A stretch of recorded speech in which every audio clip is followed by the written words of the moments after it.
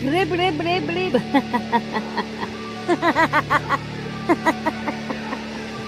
Talking about the current topic. As you can tell by this show, I'm not good at it.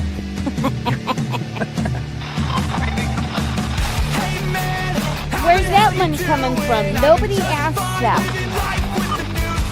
But I wanted to bring up something first. Ding, ding, ding. You know, this is why we can't have nice things. It's really important to know what's going on. I'll probably get in trouble for saying that. I am a believer of the Rebel Alliance. Here's another distraction for you. This is definitely a shit show. And it's a good question who's running. Okay, we're getting down to the nitty-gritty here. You want it all, but you can't have it. Yes! Wow! Look at that.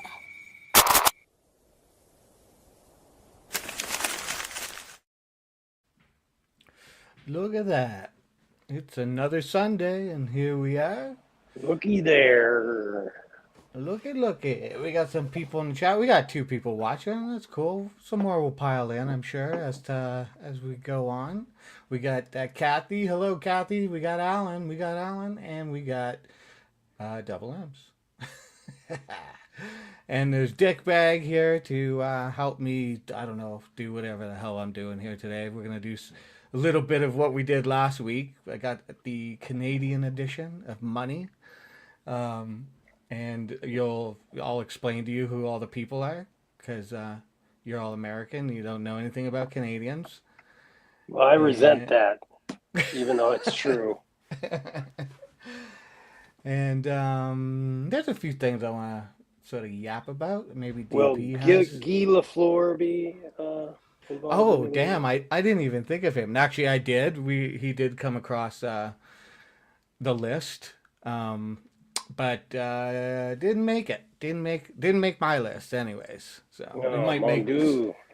Yeah, he might make somebody else's list, but he was pretty influential, though. I mean, he was like the hockey guy. I don't know how Americans felt about Guy Lafleur, but you knew his name. There's something, you know. I did. Not much, but something. Yeah. Do you know any other Canadian hockey players? There's one you should know. He's in the news right now. Yeah, okay, fair enough. There's another one who's dead who's in the news right now. His name's in the news. Oh, shit. What's his first name? It begins with a G. Gordie Howe. There you go. Oh, Double M's got it. Ugly M's, I was going to call her. I'm going to call you Ugly M's from now on. Oh, my God. Yeah, Gordie Howe, the bridge. It's finally opening. Wow. I don't know if you know about all that. You know about all that? No. So Canada built a bridge from Ontario to into Michigan. A big, huge, nice, brand new bridge for commerce and everything, easy to get across, and it's called the Gordie Howe Bridge. And it's opening. We paid for it completely, no U.S. money, but we did use U.S. workers and steel on the sort of American side, and Canadian workers and Canadian steel on the Canadian side. But Canada paid for the whole thing, something like, I can't remember the number, $4 billion or something like that. Total like top of the line bridge, it's good for, all the transport trucks, and it was going to save all kinds of I'm guessing there's going to be some complication caused by the Trump administration. Well, you better believe it, sir. It turned out that the other bridge, the old bridge that was used, is owned by some other fancy-dancy mofo in the States with a whole lot of money. And I guess it was like the month before the bridge was set to go, to open up or something like that. He gave Donald Trump $1 million donation, and so the Trump administration did everything in its power to keep this bridge from opening, which was literally going to benefit the United States because it was going to mean faster traffic, like for transportation trucks and all that type of stuff, right? But this guy who owns the other bridge, he makes money, because people use that bridge, and he stands to lose a lot of money because nobody's going to use this dumb bridge anymore. But, rather than have economic prosperity between our two countries, they thought they'd try and squeeze out a little bit more from that other bridge because, Buddy paid some, what do you want to call it? Some fucking bribe money, I guess. So anyways, the bridge is opening up finally, or they just opened it up. So, the path to better transportation for both sides. Yeah. Wonderful. Yeah. But it's called the Gordie Howe Bridge, so that's why his name's in the news. It opened, big party on the Canada side. Yeah, Canadian side. That's true. I mean, we paid for it. Billions of dollars, man. It's our bridge. Trump was upset about it. Trump wanted us to pay the United States money for us building this bridge. Absolutely. We owe you money. Fair's fair.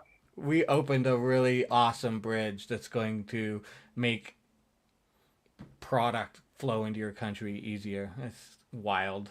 Wild, wild, wild. I think he just didn't like the fact that he had no hand in it. He couldn't print his name on it, like stamp his name on it, whatever. So he had to make a big deal about it. We'll double tariff you on your syrups and hockey sticks. Yeah, well, it looks like it's coming in a little bit. I want to touch on that. Tad, is there anything you wanted to yap about, DP? Not really. No? Okay. Well, then I'll do the yapping, and you can just make fun of me and shit like that as we go along. Sounds good. I gotta play a little clip here. I have a personal beef with HEIC files that I'm sure absolutely nobody would be interested in. Which files? Can you say that again? They're called HEIC files. It's some stupid format that Apple came up with.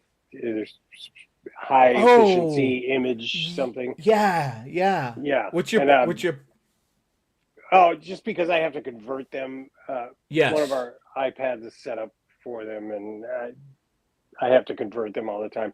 And also, it's just an ugly, sounding file name. Even you got JPEG and GIF, and those sound fun, right? But it's like hack. It sounds like some sort of hack file. It sounds like some sort of electrical term. You know what I mean? Mm-hmm. Yeah, no, totally. Ugly and pointless and stupid, and fuck you, Apple. I hate them. Yeah, it pisses me off too. It annoys me. I have to do the same thing, convert all my things on. I'm sure they had it in the past, but because I have a whoop-de-doo zinger iPhone 17, I was like, well, this thing's like a space computer. You fly right. So it must have a way to just tell it stop doing that and send everything in JPEG form or whatever, right? And it does. But for some reason, and I don't know if I'm doing something wrong or what the deal is, but for some reason I set it to that and it keeps changing it back. I'll send pictures to my my laptop or whatever, and they'll come in that other stupid format. I'm just like, why do you keep doing this? And yeah, it's a pain in the ass. It's you try to post the stuff places and people are like, I can't see your picture. It doesn't work with certain things. Yeah, well, it's just annoying. I'm sure the picture's cool, but I can't see it. It's like, oh, great. Yeah, thanks a lot, Apple. Hey, Roadrunner, what's up? Lola's in the house. Hope you guys are good. Happy Saturday. Happy Sunday. My weekend's all messed up. Yesterday we had we did a double birthday party for my sister-in-law and my brother-in-law. they're both like July birthdays, and with their kid, it's like, it's hard for them to get out at certain times or whatever. So we just said we'll do it all in one shot. We'll have both your birthdays, So we did that yesterday, but we usually do like get-togethers on Sundays. So yesterday felt like a Sunday to me, and so now today I'm like, what day is this? It's second Sunday. It's second Sunday. Exactly. Was there a clown at the birthday party? Was there what at the birthday party? A clown. A clown? No. Well, me. I was there. Yeah. No official clown. Mm.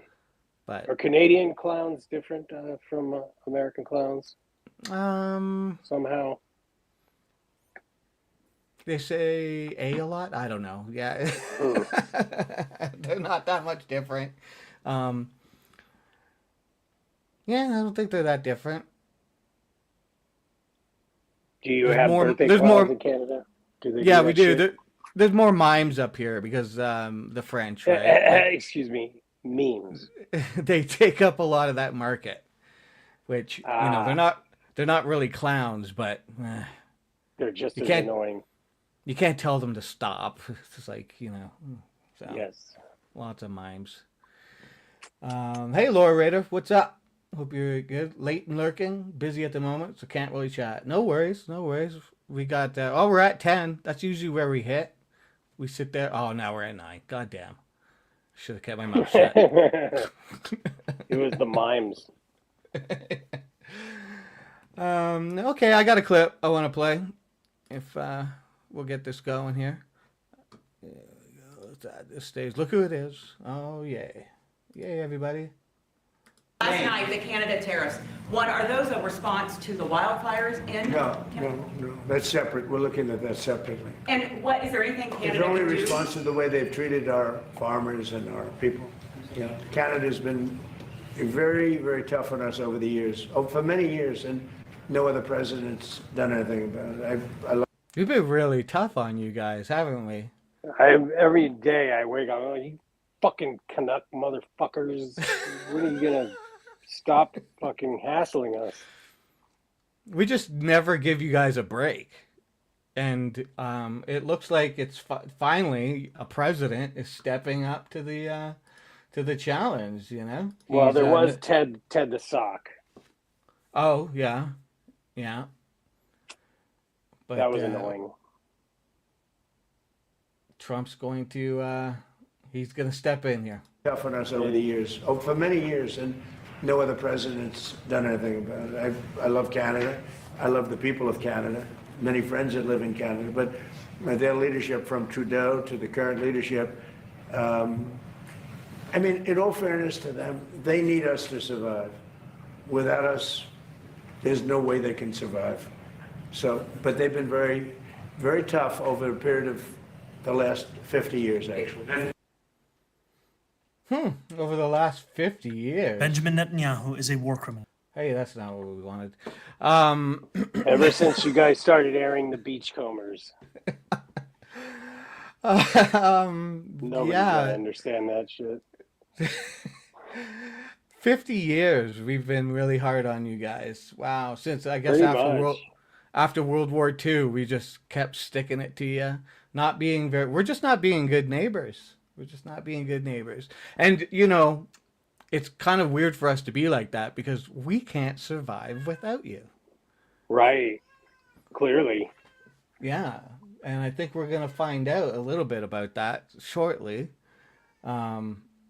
Because, Trump wants to do his little 50% tariff thing if we don't, I don't know, if we don't give in to everything that he and Washington want. He's going to do that thing. And I don't know if you remember the last time that was done. Do you remember the last time that was done? 50% tariffs on foreign nations, like nations outside the United States. Any idea when that was done last? You might have. Let's see. The 1920s are coming to mind. Yeah, they are. And you're right. The Smoot-Hawley Act. People have probably heard this about this, you know, in the last like little bit, like the last year, because people, as soon as Trump started doing tariffs, they were like, "This is starting to look like 1929." But the Smoot-Hawley Tariff Act was exactly 50% tariffs on countries, yeah, good imported goods coming in, and we all saw how that played out, right? That and So, the bond market um, collapsing. yeah, yeah, it's yeah, it just has a bad history of, you know, for what it did. Like, you know, people remember Reagan spoke out against tariffs, and he acknowledged that like this act when it was, you know, put in 1929. I mean, it's called the Act of Yeah, 1930. they played him a speech of him. The Reagan Yes. Institute put it out, and Trump Well, tried to what claim it actually was happened? fake, and then the Reagan people were like, "No, it's kind of No. real."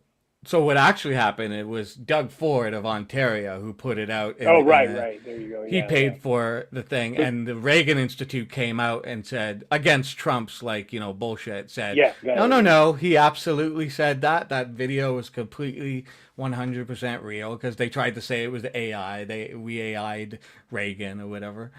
Um, yeah, you know, Doug Ford is a controversial guy here in Canada, but he's also kind of a pit bull. He's like the one premier out of all the provinces who's like he does what he wants, and that was kind of cool, you know. What's Laura say here? Funniest part was the speech where Trump said his greatest fear is being worse than Herbert Hoover, yet he's so yeah. determined to Who was believe. president when the terrorism? Yeah, Yeah, this yeah, guy's dumber than shit. he He really certainly is. is.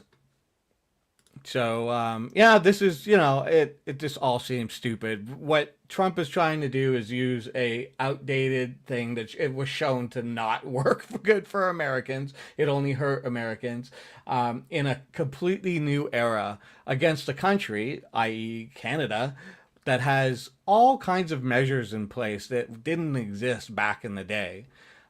And you know, we'll talk about that in a second here.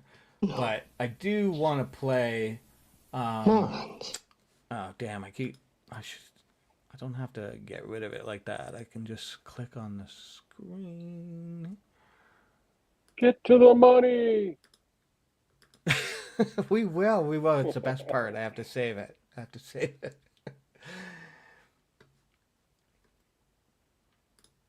And you got youngsters thought Josh was the only stupid Holly. Oh yeah, Josh Hawley. Yeah, that guy is a piece of work as well. What state's he out of? Do you know? Isn't he like Missouri or some shit like that? Probably. I actually don't remember. Um. Oh yeah, I wanted to do. Oh, it doesn't look like I can. Yeah, I wonder. Oh, it is Missouri. I nailed it. Look at that. Look at that. I know where your senators come Score from. one for the Canadian. I didn't know. I also don't care. So Yeah, I get maybe it. not Hunter him Biden. personally. Oh yeah, I said he was, or he didn't say that he was gay He the other day. looks super twinky. So you know, it seems like a bunch of these dudes are okay. Yeah, Like man. They're the Mike ones that are Johnson. the weird. Yeah, he's the biggest weirdo out of all of them. I mean, the people that rail against it the most. They're always the Them, ones with inflatable sheep in their closet and shit. enjoy work, buddy. Ball gags. Hope it goes by quick for you. Um, that Mike Johnson, the Speaker of the House, he seems like he's kind of floofy. I mean, I don't give a shit. They can do whatever they want, but they vote against gay people, so it's like Yeah, that's the bad part. just it's all hypocrites. Same, you know, we got the Lindsey Graham thing. I noticed somebody brought up what's his face, Mitch McConnell. Is he dead or is he alive? Do we know? We don't know. You dare. It seems like he's pretty much dead. Yeah, they're trying to. It's insanity. Well, I saw somebody saying, like, they tweeted out to the staff members of McConnell and said, if he's not alive, you guys are breaking the law because you're committing fraud. You're getting paid by the Canadian taxpayers to be his staff, and he's not alive. Like, Canadian taxpayers. it's just wild. Whatever. I don't understand. I mean, I know he's a vote. I know he had like power, type thing. But like, are they worried about who's going to take over for his position? Like, are they trying to put somebody in, I don't know, like, position people or something? I have no idea. Well, McConnell famously cock-blocked Supreme Court justice vote. So it's fitting that he's still blocking things from happening in Congress. This is pretty much his legacy. He's a piece of shit. Yes. Because Kentucky senator has until August 8th to call a special election. Okay, so yeah, they're positioning. The Kentucky governor is a Democrat, but the deadline is August 8th for him to force a special election to replace McConnell. Oh, okay. Is he officially dead, though? Like, yes, he's officially dead? I literally have no idea. Like, well, that's why they're being so tight-lipped. Okay. Right. They're trying to delay it, run the clock out. Right. So he's not, okay, they're saying no. So not officially, but he's dead. We know he's dead. There's something going on. It's all like, they're refusing to say until August 8th. Yeah. Right. Yeah, he's dead as disco. Okay, yeah. So they're playing this stupid little game. That's just wild. That's just insanity. I mean, the guy's dead and not allowed to know. Weird. Okay. Gross, even. Yeah, it's disgusting. I mean, let the guy be dead. I mean, I don't really care. He was another one of them, just like Lindsey Graham, is a piece of shit. But okay, I want to play a little bit of this guy, not a lot of it. This is sort of the end of it. He's talking about this is Large Man Abroad. If you haven't ever watched him, I'll post this stuff in the Yeah, I've seen him. Yeah, totally. Everybody, whoever is in chat, whatever. If you haven't seen him, he's pretty cool. He I believe he's an ex-service member. I'm not sure if he was a Marine or what, but he served. Anyways, he knows his stuff. I like him. I think he's pretty, I mean, he's definitely a lefty. He's not like pro Republicans and stuff like that, or even Democrat. I think he's just sort of like calling stuff how he sees it. But he does a lot of content talking about this whole thing, Canada, United States relationships. And here he's just sort of talking about what they're trying to do with the 50% tariff. And it's basically, it's an economic, like, siege. What they're hoping to do is, if they throw the 50% tariffs on Canada, a whole lot of companies become a lot less profitable. And what they're hoping, and companies that are like mines and stuff like that, like critical minerals. And they're hoping that will happen, and they'll just be able to walk into Canada and offer, bargain fire sale offer prices on, mines and companies. And, these people will just sell off, and the U.S. can just buy up Canadian resources. But, I mean, we'll get to why it's probably not going to work out the way they want it to work out. But let's just watch a little bit of this. It's just the very end. He's kind of doing a wrap up and talking. Yeah. Okay. For the big picture. We used to define a nation's sovereignty by whether it could defend its borders against tanks and infantry. But this is 2026. The invasion doesn't come with an army. It comes with a guy named Chad holding a stack of SEC filings and private equity term sheets. The raid by the DC political class is a silent attack on the very idea of a sovereign nation. They don't want to defeat Canada. They want to turn a G7 country into a wholly owned subsidiary of a Delaware holding company.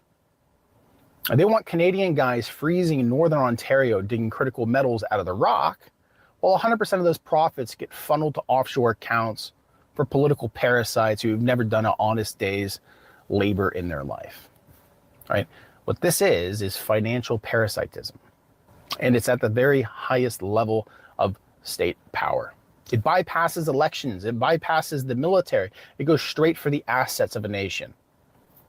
If Ottawa gives in to these tariff threats, Canada loses its economic independence.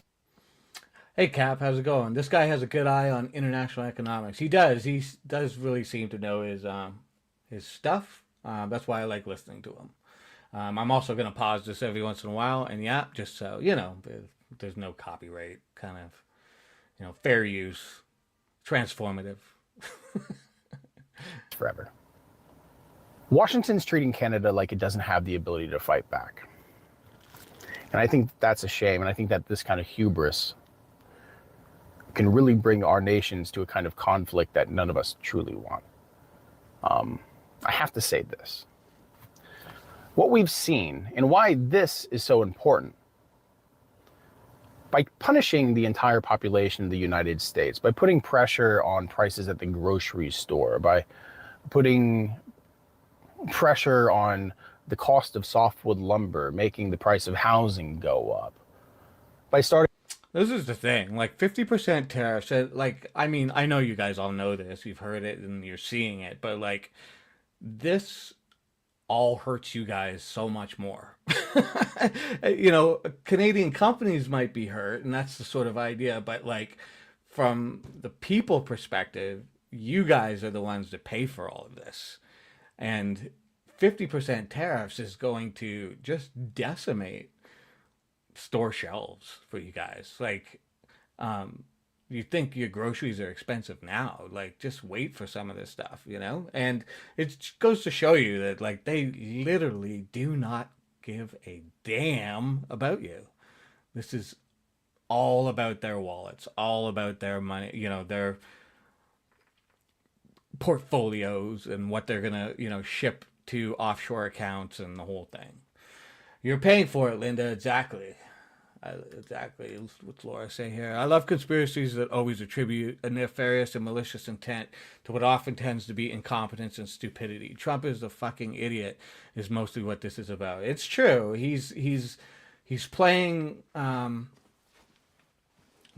game that's outdated because he's outdated. It's I know. I mean, even this Gilded Age garbage.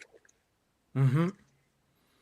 Yeah, he's living in a different era, and people are letting him do it. I mean, there's a lot of Republicans. They're standing up in the House right now, just going like, "This is ridiculous. We can't be doing this." Like, because they have their portfolios. They're gonna watch their portfolios hurt because of all of this, right?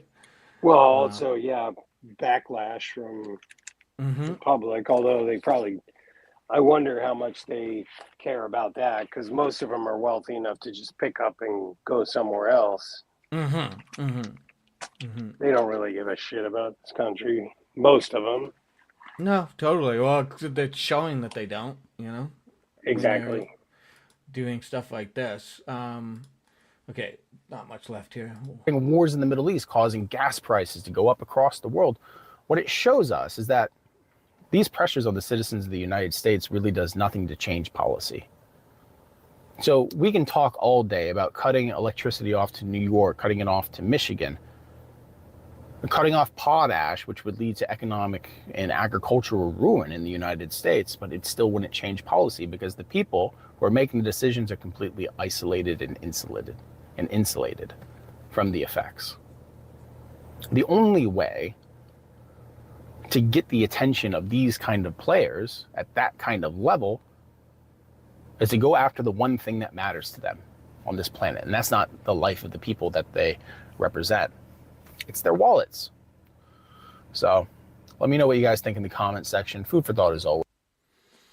Yeah, exactly. And I think that's Canada's strategy, which I'll get to in a second here. Laura says, I actually saw a very smart analyst say recently that the reason Trump is restarting the tariffs is money it brings in money for his beautification projects. I mean, maybe. Well, he's clear. I mean, he's clearly 99% vanity. Yeah, So, for sure. he's bragging that they already fixed up how many monuments and how the Hmm. reflecting pool is bigger than these buildings. And, like, I mean, he's obsessed with that, which is obviously stupid. Yeah, totally. It's Yeah, all cat. putting his name on shit and, making sure hanging his banners with his ugly mug all over DC. Yeah, Which, gee, what it's. does that remind you of? Hmm. Um. Yeah, he's a full-on narcissist. Everything's about him. I agree, Cap. He's playing his old playbook, the art of the deal, and it's never worked. He never knew. I mean, his biographer is or a guy who's the guy I've mentioned several times, Yeah. David K. Johnston. He's not his biographer, but he's been following him and knows him personally Hmm. for like 40 years. His summation is Donald doesn't know anything. He doesn't. He's grossly uh, ignorant. And yeah, he has this idea of going back in time to this fictional time it had in America. Yeah, his daddy's era, Yeah, because exactly. he saw what his dad did and whatnot, and it seemed, he got to see how his father worked and how his father did his, what's the word, fucking grifting. It's his grifting, and he just wants to do what daddy did. It tells you a lot, like. His father who snatched a quarter off a sidewalk before a kid and then waved it in the kid's face while chastising him for being a loser. Yeah, I was gonna say he was clearly a piece of shit, and Trump, looked up to it because it's Yep. his father, and he wanted daddy's attention and daddy's, Yeah, because the approval. worst thing that you could be, according to his dad, was a loser. Yeah. And so when Donald started getting his name in the newspaper, um, the father then started putting the clippings of Donald up everywhere and like Hmm. freezing the brother out, the other Donald's brother, and he became an alcoholic, I guess, Hmm. airline pilot, which the father looked down on. No And doubt. Yeah. meanwhile, Trump, Donald Trump, is continuing the family crime syndicate, Yeah. following in the shady footsteps. His I think it was his sister. Somebody told a story, and now I don't remember the story. You've probably heard it before, but how one time at a dinner, his father like chastised Trump for doing something that he didn't like, and it just like she said it just devastated Trump. Like the embarrassment that it caused him was like a deep scar for a long time, and that That's the was whole like. reason he ran for president, is because Obama got under his fucking skin so much Mm-hmm. at that press dinner where he made fun of him. Mm-hmm. Yeah. He's a petty, petty, petty man. Um, if you have time, I don't want to go into it right now, but look up the story of what he did to the retired couple and their dream house on Oh, a bluff right. in Scotland In that was at the Scotland. tail end of his golf course. And when they didn't sell, Yeah. find that article and read it. It'll really Yeah. tell you a lot about this guy. Yeah, he literally does not care about He people, evicted a anything. widow out of somewhere in New York to build a parking lot. Some old lady. Oh, and I mean He's a piece of shit. totally, the countless like contractors in New York City that were small contractors, and Yep. for them to get a job on like a big sort of, project, like a Trump project, was like, this is going to be great. I'm going to actually make some money finally. It's going to be big, and they would do the work, and then he'd just say, He would I'm not say, paying "I'll you. go. I'm going to give you," and then they complain. okay, I'll give you a half, and if you want to bitch about it, then you'll get nothing. then you'll go to court with me for forever. Yeah, and these people couldn't go to court. He would complain that the work was substandard and all sorts of stuff. Exactly. I remember during his first campaign, he had some little girls choir that he stiffed that performed at one of his events. Wow. I mean, he's a piece of shit, man. He literally, I mean, I've known about this. That's the thing. Like, I knew about this guy 20 fucking years ago when The Apprentice came out. Yeah.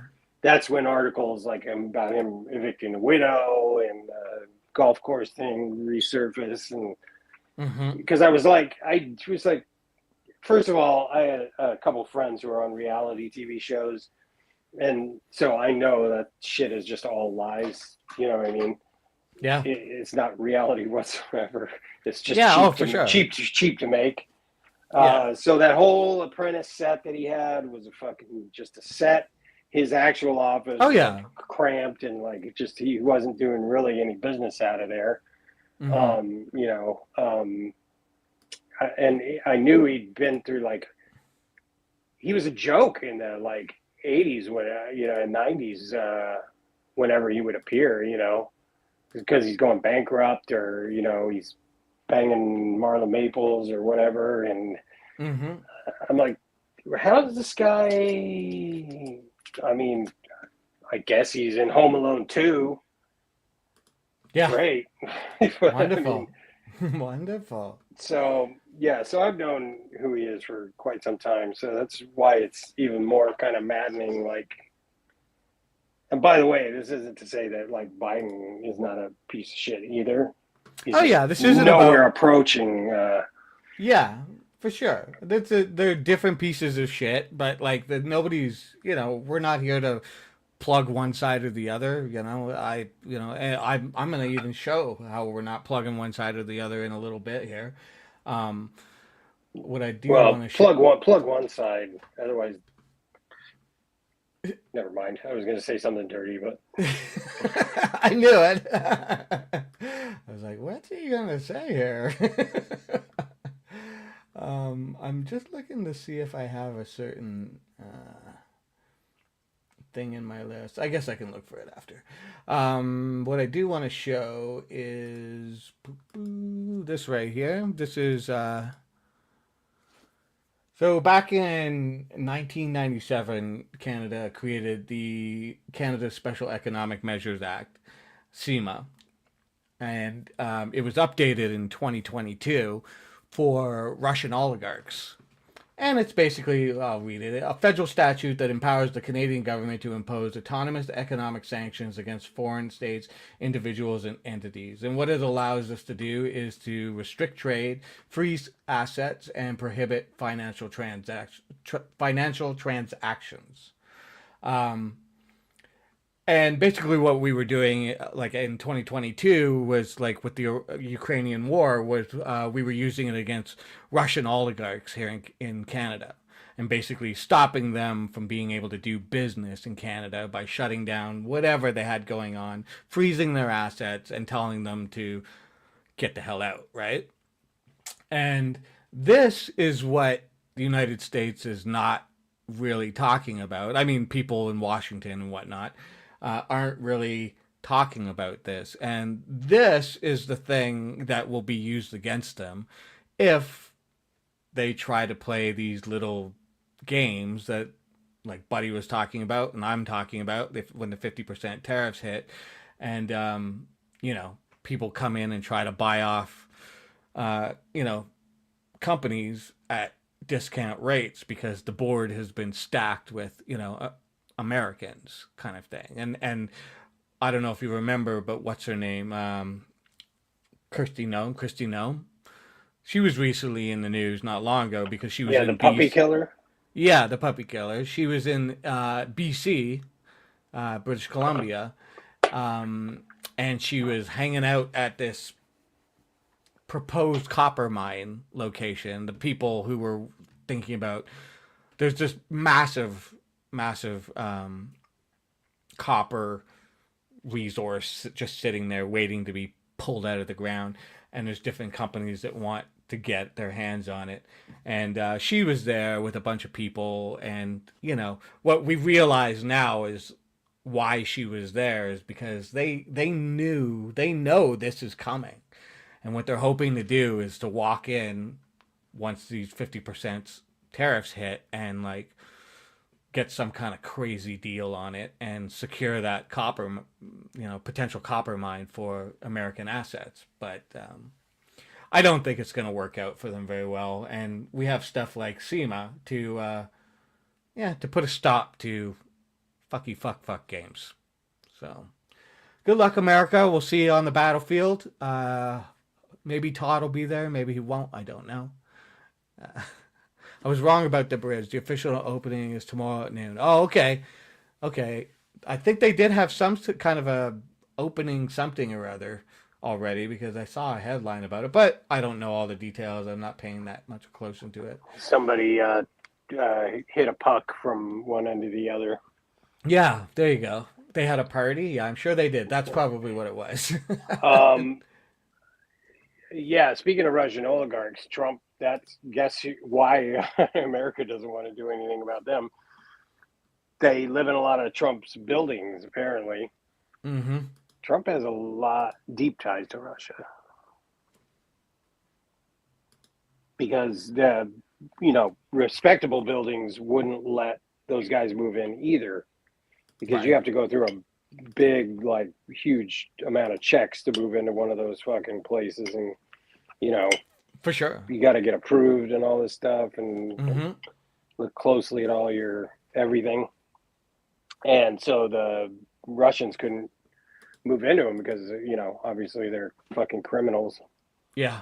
And, but Trump said, oh, what is that? A briefcase full of cash? Come on in, Sergey. Yeah, it's true, Laura. And it's so funny, like his first administration, and everybody trying to say, point out the connection to Russia, and like them going, nah, there's none. It's like literally around the world, like just saying up here in Canada, we're like looking down there at all of it playing out, and we're like, he is literally a Russian asset. Like they have dirt on him, and he is doing everything in his power to help Russia while he's there. And then he loses. Biden comes in, and now he's back, and they're not even trying to hide it at this point.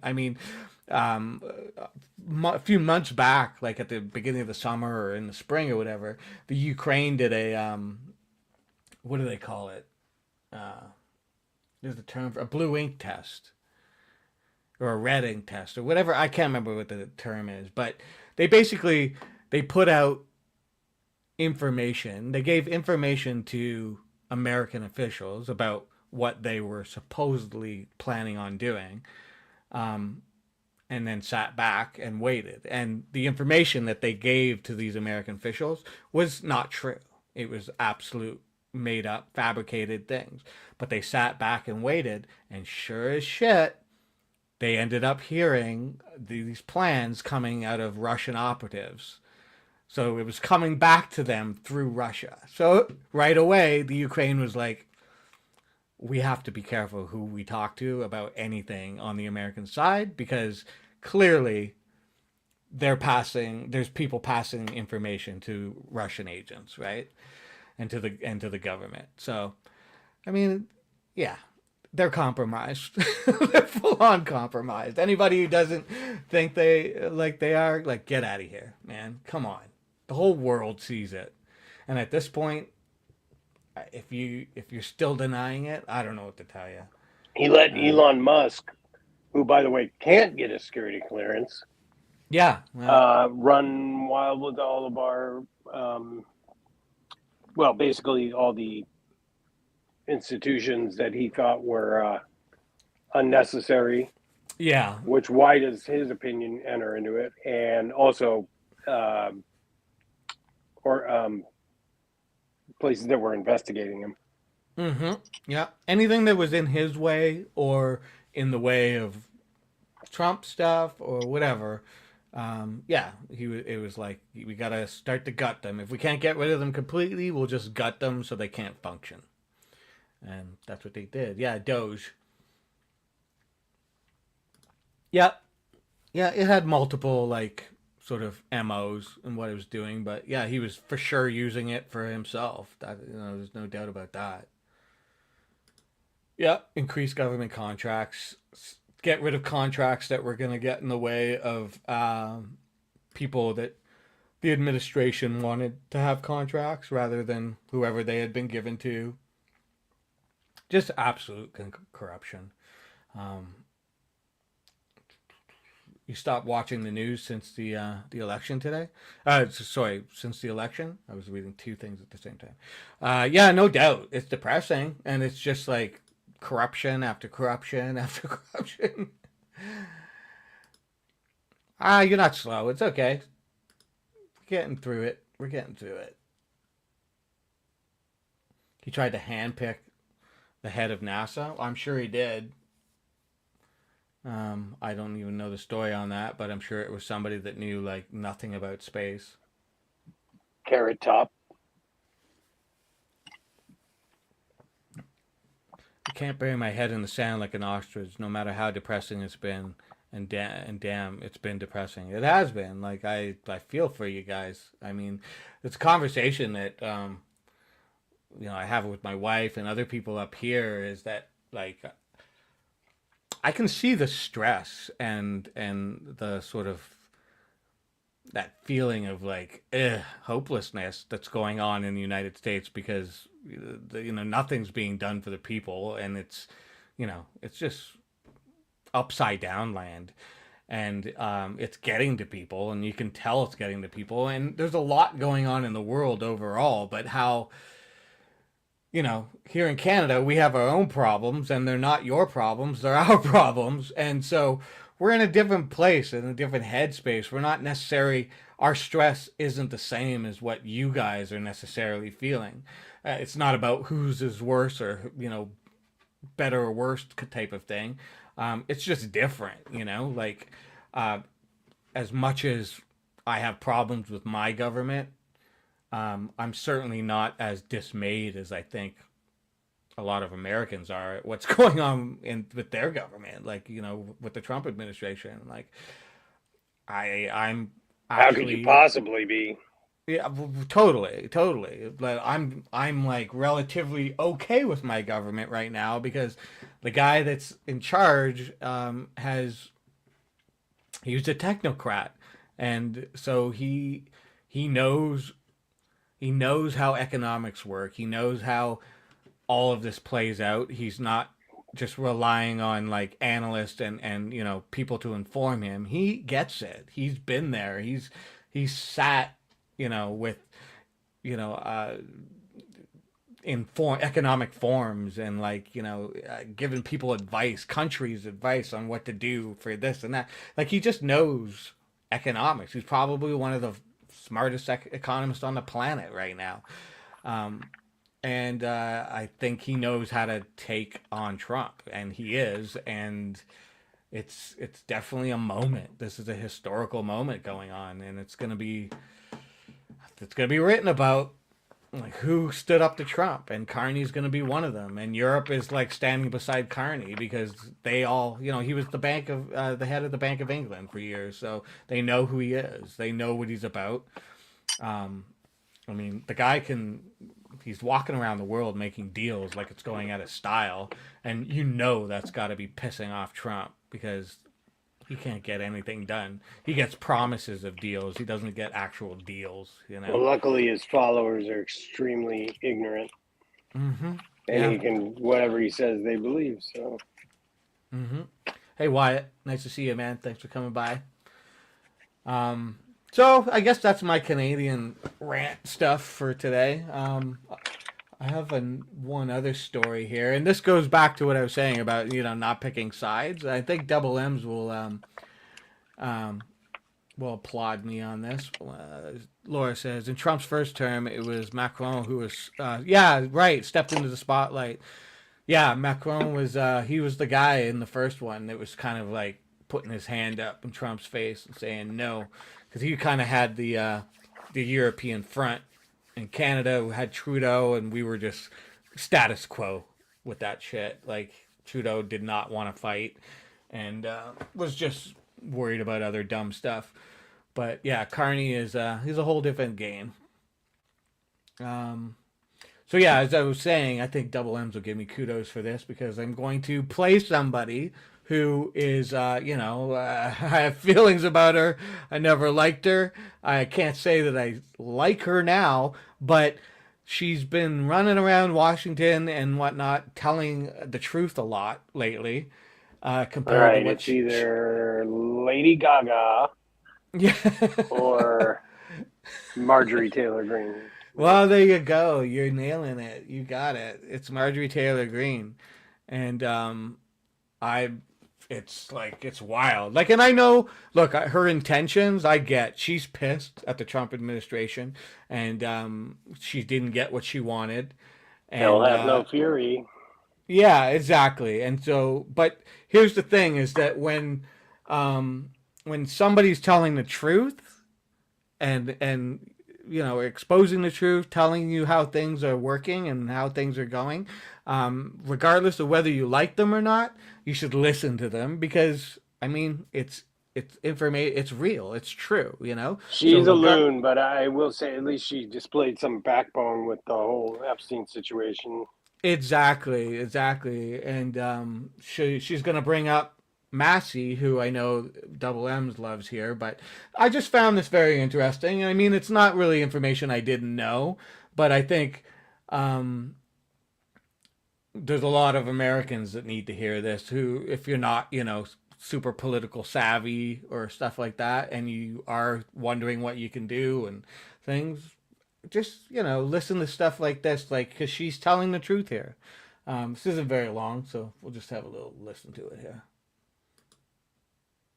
Follow up on a video that I put out explaining the NDAA vote that happened yesterday, explaining the two votes. Every time a bill passes the House floor, it has to cross two hurdles. The first vote is called the rule vote. The second vote is final passage vote. Now, that's super confusing and it's really stupid, but that's the way they do it. We had 7 total Republicans vote no on final passage to the NDAA because of Section 219. Yeah, I'm just going to pause it here. If you don't know, if you don't know, the NDAA is the budget bill for the U.S. military and stuff. It's up to 1.2 something trillion dollars this year. There's all kinds of wacky stuff in it, and one of those things being testosterone shots. What did you say? Sorry. Testosterone shots. Well, yeah, testosterone shots for Israel. There's a whole lot of money in there for Israel and U.S.-Israeli relations, and bolstering the cooperation between both countries. And it's nuts. Linda just said it's nuts. It is nuts. It's $1.2 trillion of crazy. So there's a lot of people who aren't happy or whatever. So this is the kind of shit that makes me want to live in a fucking tree. Yeah, well, I get it. Yeah, you're right, Alan. Like I said, I'm not, her intentions are clearly because she's mad and whatnot, but when you're telling the truth, you're telling the truth, and when you're explaining what's going on in Washington and it's true, you can't, regardless of how I feel about her, the truth is the truth. So. Final passage to the NDAA because of Section 219 and other issues that they didn't like within the bill. We are thankful to them for voting no. However, that was a safe no vote, and let me explain that. There's 2 ways to vote no. There's the safe no vote, which is voting no on a bill when you know it's going to pass, so you don't have to make anybody mad and you can still vote no because it's going to pass even without your vote. Then there's the courageous no vote, and that is voting no on the rule, the first vote for that bill to cross to final passage. When you vote no on the rule vote, you're voting no against everyone. You're voting no against leadership. You're voting no against the White House. You're taking a hard stand and saying, I am 100% against this bill. I do not want it to pass. There was only one Republican that took the courageous no vote on the rule vote. That was Thomas Massey. He voted no. The other Republicans only voted no on the second vote, the final passage vote, when they knew that the bill was going to pass, okay? So there's a difference, and that's what you need to understand. There's the two votes. One is the rule vote. The second vote is final passage. And the most courageous vote any member of Congress can take is voting no on the rule. Here's the difference. The rule vote passed 213 to 212. 213 to 212. If those 6 other Republicans had voted no with Thomas Massey on the rule vote, the rule would have failed and the NDAA could not have moved forward to the second final passage vote. However, they voted yes on the rule, allowing it to move forward, and Thomas was the only one that voted no. But when it came to final passage, 6 decided to vote no then because it was safe. You want to know why? Because there were 6 Democrats that were voting yes. That's what you need to know. If you want to put your members of Congress into action, call them and start telling them to vote no on the rule. Don't let them make videos and wash their hands and say, I did everything I could. No, if they really want to stop something, vote no on the rule. So yeah, I mean, what I can't, she's telling the truth. I mean, it's the reality of the way it goes. Call your congressman and say, vote no on the rule. Like, that's what you have to do. Understand how it works. Dickbag will be back. Second. Toot, Double M says, she, regardless of what you think of her, I hear you, Double M's, like, she's still supportive of some of the bullshit regarding immigrant. Fully. I don't, this isn't about trusting her or anything like that. She's clearly has her own agenda, but the truth is the truth. And that's basically all I wanted to say about that, That's all I have to say about that. That's all I have to say about that. French fried potatoes. Some mustard. I gotta watch that movie again. What's that? Sorry. I gotta watch that movie again. Yeah, you know what? It's been a long time since I've seen it, and I want to watch it again, mostly because John Ritter's in it. I want to see him in that role again. It's I wish he hadn't have passed away. I think he was going to do a whole lot more of like great stuff. Just that sucked. Roles. Yeah, he was great. He was just a really cool guy, and like, and it's tragic the way he died. Like, I mean, his wife had to take the doctors and everybody to court and stuff because he probably shouldn't have died, but it is what it is. I was puzzled as to how Billy Bob and John Ritter kind of met up because I don't know. It seemed like an unlikely pairing. Well, it turns out they did some sort of show, TV show, in the 90s or something like that. Oh, okay. Yeah, I don't know any. And I always forget the name of it, but I vaguely remember it. Yeah, it's just that role was just it felt to me like it was gonna be a jumping off point for his career again. Like it was just put him in the spotlight again, and it was like, oh, John Ritter's still here, and that's just a damn good movie and the whole thing. And yeah, and then he went, hey, MSD toot, nice to see ya. Toot. Yeah, for sure, Laura. For sure. It's wild though. Like I was, thinking about it. Like I'm like, oh my god, I'm gonna play Marjorie Taylor Greene and agree with her here. It's like, what the hell is going on in this world right now? Well, I mean, to be fair, like Ben Shapiro said, I really like a good Cobb salad. I'd have to agree with him on that. That's true. But a good Cobb salad is a wonderful thing. What's the chance to peg her? Ah, we don't have to get into that. I don't want to talk about pegging right now. Why? Maybe Todd's live. You could go over there and talk about pegging. He'd be into it. I don't love Massey, you dork. Did I say you love Massey? Did I say that word, love? If I did, I'm sorry. You enjoy him? You like him? Okay. So you don't love him. They're But just not friends. They're just friends. I didn't mean love. I meant like, you thought he was like super cute.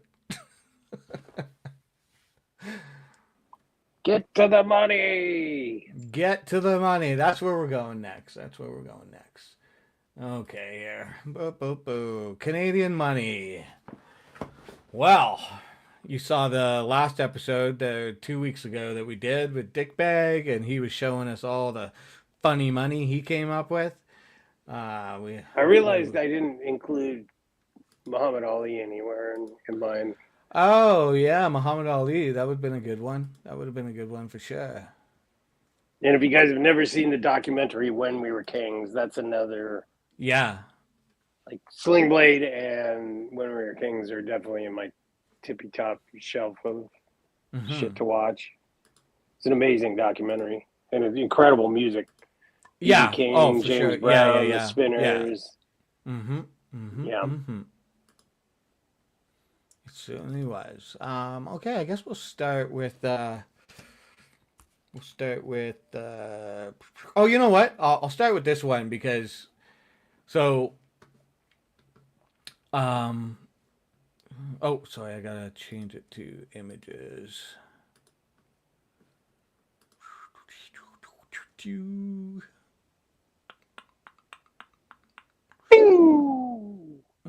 I don't know. I thought we were just making noises. That's okay. So one of the ideas I had for the Canadian Looney was, I'll just say it straight up here. It was Terry Fox. Partially because it seemed right that he would be on the Canadian Looney because he, when he was running, do you know the story of Terry Fox? Do you know about him? No. Do we have a photo of Mr. Fox perhaps on a piece of currency? We do. But it's not one that I did. But this is Terry Fox right here on the Looney. And it turned out that he has been put on the Looney before. It was a special edition Looney. And this is the one that he was put on. He had cancer. And as you can see, he only had one good leg. The other leg was a thing. And he attempted to run across Canada and raise money for cancer. Because he kind of he was fighting the cancer, and I mean I think he kind of knew he wasn't gonna fully make it, kind of thing. But it was one of those things. The year was what was the year? I forget the exact years. Looks from the haircut 70s or 80s. It's 70s for sure.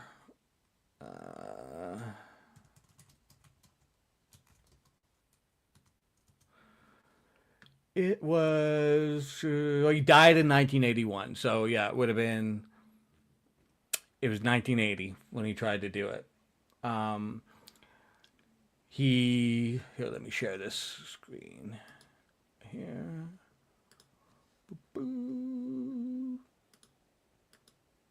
remove that. I'll add this. This is Terry right here. You can see him running and whatnot. He he made quite a impression on Canadians across the country. People, when he was going through their town and stuff, they lined up on the side of the roads and stuff like that. And the idea was, it wasn't like a part of the thing, but people started, just saying like $1 if you just got $1, and so kids were showing up with dollars. I mean, it's like 1980. $1 was like, that's a lot of candy in 1980. You know what I mean? Yeah, but Right. $1. Yeah, it was a candy try. and a sody pop for Oh, $1 back then. totally, absolutely, a big bag of candy and all of that, right? And some chips and all kinds of stuff. So yeah, he was doing his thing. He made it to Northern Ontario. There's a monument in Thunder Bay, and so people will stop at the monument, and it's it's pretty. It's one of those moments as a Canadian when you go to that monument. You're just like, damn right, dude. This guy Thunder tried. Bay, home of Paul Schaefer. Yes, that is true. And it's also evacuated right now because the fires are that bad up there. Fuck. Yeah, it's not good I at the hope that's moment. not a wooden statue of Terry. It's not a wooden statue, thankfully. So yeah, Terry Fox. So I skipped the loony because I was just like, it made sense to put him on the loony, but as you can see, he's already been on it. I would put him, if I was to do it, he would be on the loony, like not just as a special edition, like for however many Permanently. years. Yeah, Gotcha. exactly. Yeah, exactly. Until it got changed or whatever, he would be on there. So that was my thing for Terry Fox. It's just funny because when I went to do it, I looked up the currency because I wanted to make sure, and sure as hell, we had already done it. Because Canadians kind of think about this stuff, and Yep. we already did it. So I was like, okay. So I'll go to, what do I got here? I got we'll go to the nickel. We don't have pennies anymore, so I didn't Yeah, I see do you there. I didn't do the penny. I believe you guys, what used to be on the penny? I'm trying to remember Uh, because I lived near Canada when I was a kid. So we always hate getting fucking Canadian quarters because they wouldn't work in the soda machines. Like, God damn it. I think it had some kind of elk or deer on it, maybe the quarters. nope, A moose. it no, it wasn't an animal. Oh, it was Queen Victoria, maybe? No, she's on all of them. What was it? It was 2 maple leafs. On the quarters? In Oh, like you're the talking about the 70s quarter? and 80s? I thought we were talking about pennies. Oh, no. Yes, maple leaf. That was the penny. You're right. Yeah, I Yeah, that was remember the that now. But no, on the yeah. quarters, it was like I thought it was like an animal and Yeah, you got it right. Well, you said moose, but it's an elk. elk. Okay, yeah. Yeah, yeah. Yeah, but they wouldn't work. They were slightly off the weight of American quarters. So Hmm. even though oddly most stores would take them up to a certain point. Oh, really? But you get them Yeah. back in your change because people didn't pay attention. But yeah, the soda Yeah. machines they never worked in. Oh, really? Oh, of course. Yeah, yeah. It's the weight, right? That's So the way I see it, you owe me at least a couple of Cokes. like okay. I'll keep that in mind. Um, let me share this tab. Oh, there we go. I think I am sharing it. Am I sharing it? Yeah, I am. Okay, so next is the nickel. And do you know what was on the nickel? It was a otter or a beaver. It's a beaver. Yeah, well, why would it be an otter, dude? Come on. I don't know. I just remember it being some kind of aquatic fuzzy animal. You don't have otters in Canada? Give me a Oh, we break. have You gotta otters. We do have otters, but this wouldn't be on a coin. Not a beaver is going to reign supreme, sir. Well, excuse me. Spider, where's the Grey Cup played that this year? I have no idea. I don't follow the CFL, but I'm sure it will be in one of the provinces, one of the 11 provinces, as Pete Hoekstra would say. Yeah, I'm not sure. I'm not sure at all. So here's the thing. I messed up on this one because after I started doing them, I realized I was replacing. Oh no! Wait a second. I did this one right. I can't remember. But it's like I started to put the image of the thing on the side that doesn't have the queen on it, and the whole point was to cover up that side, right? Right. So I did do it right on this one because it doesn't have the cents on it, because the cents is on, like, it would say 5 cents on the side with the beaver, and then it would be the queen on the other side. So I did actually get this one right. And this one is an animal. I went with an animal Oh. to replace the queen. Any ideas of why I went with an animal? Any guesses? To cover up the queen? Yeah. I think you already kind of, I mean, anything would be preferable to that or her. You could cover her up with a food item, and I would go along with it.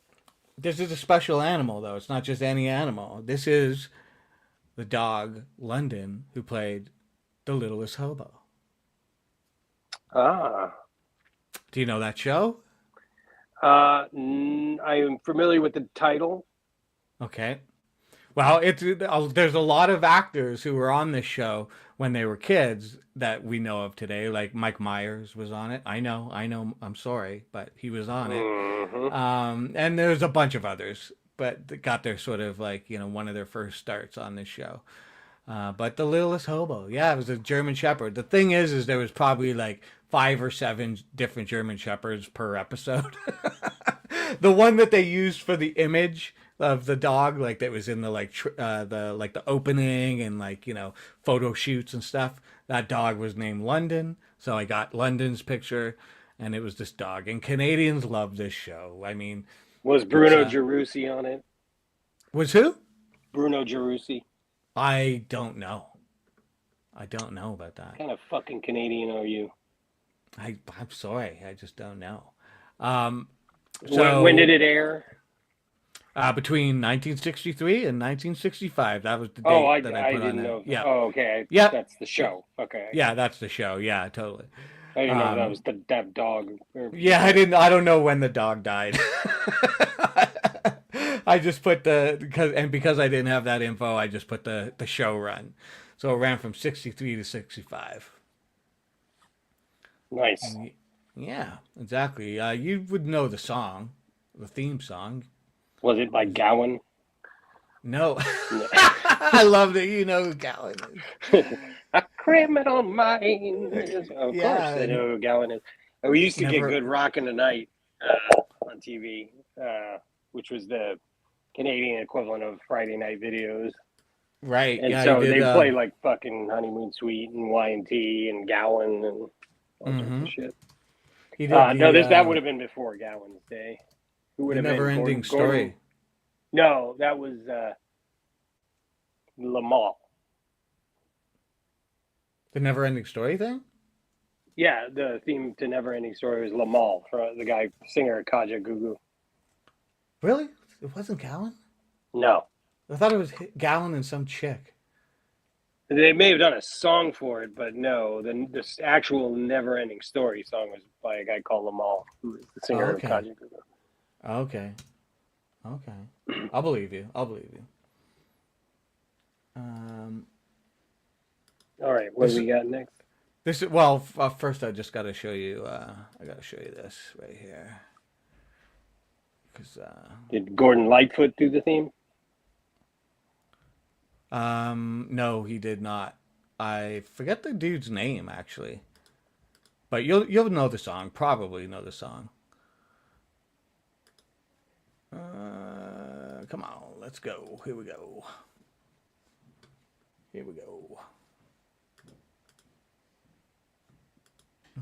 At the stage.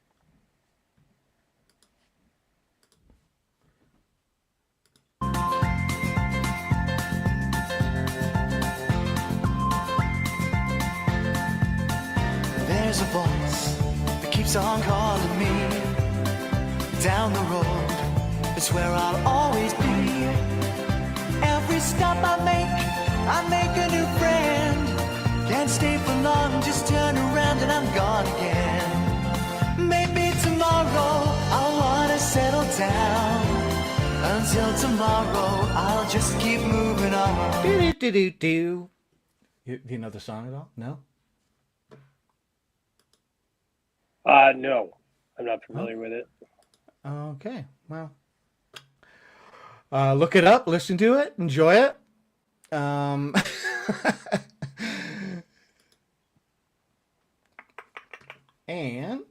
okay, stop sharing that. Pretty dog. Yeah, pretty dog, right? Pretty dog. Okay, so you know what I didn't do? I didn't do the dime. How come? I kind of just missed it as I was doing all of these. I know, right? I just forgot. What the fuck?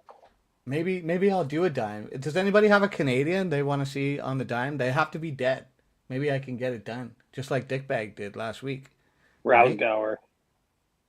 If Zap. if it, Rousdower. I'm gonna let the audience. If anybody in the audience thinks of a Canadian they want on the dime, maybe I'll do it. Are you dissing the star of the Final Sacrifice? No, I'm not God. dissing anybody. I'm not dissing anybody. Schitt's Creek. Well, I need an actor. They need to be dead. Schitt's Creek is. Eugene Levy's alive. Catherine O'Hara. Oh, damn. Well, my wife suggested that, and I was like, not for the dime, but for some, for any of the things. And I was like, But I have another one that I was like, I don't know if I'm gonna do that. What's going on here? Who did that? You do that, Double M's? Okay, up next is the quarter. We're moving on to the corner. Nickel to quarter.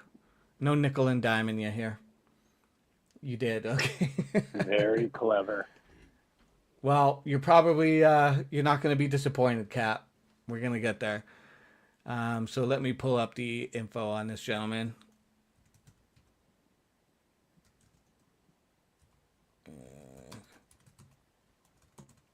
So you can know. So you can know. Okay, the quarter is none other than Frederick Banting. Okay. Everybody, Frederick Banting, huh? Was he the dad on Alf? He looks like him, doesn't he?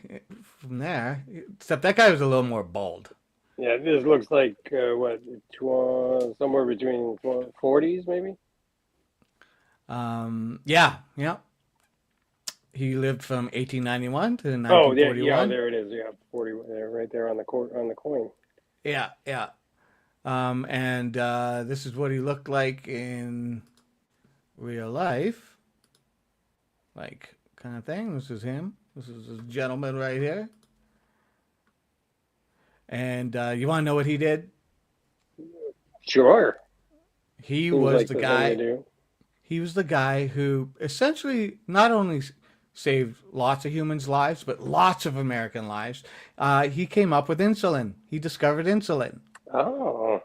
This badass Canadian discovered insulin, so now people can eat all kinds of shitty stuff and continue to do it and not die. Perfect. So insulin, which, I mean, a pretty big deal. I mean, considering what it's done for the world, it's not quite not quite penicillin, but I mean, still insulin, right? Hooray for diabetics. Exactly. So yeah, he's a big deal up here. We're super into insulin. And you should be too.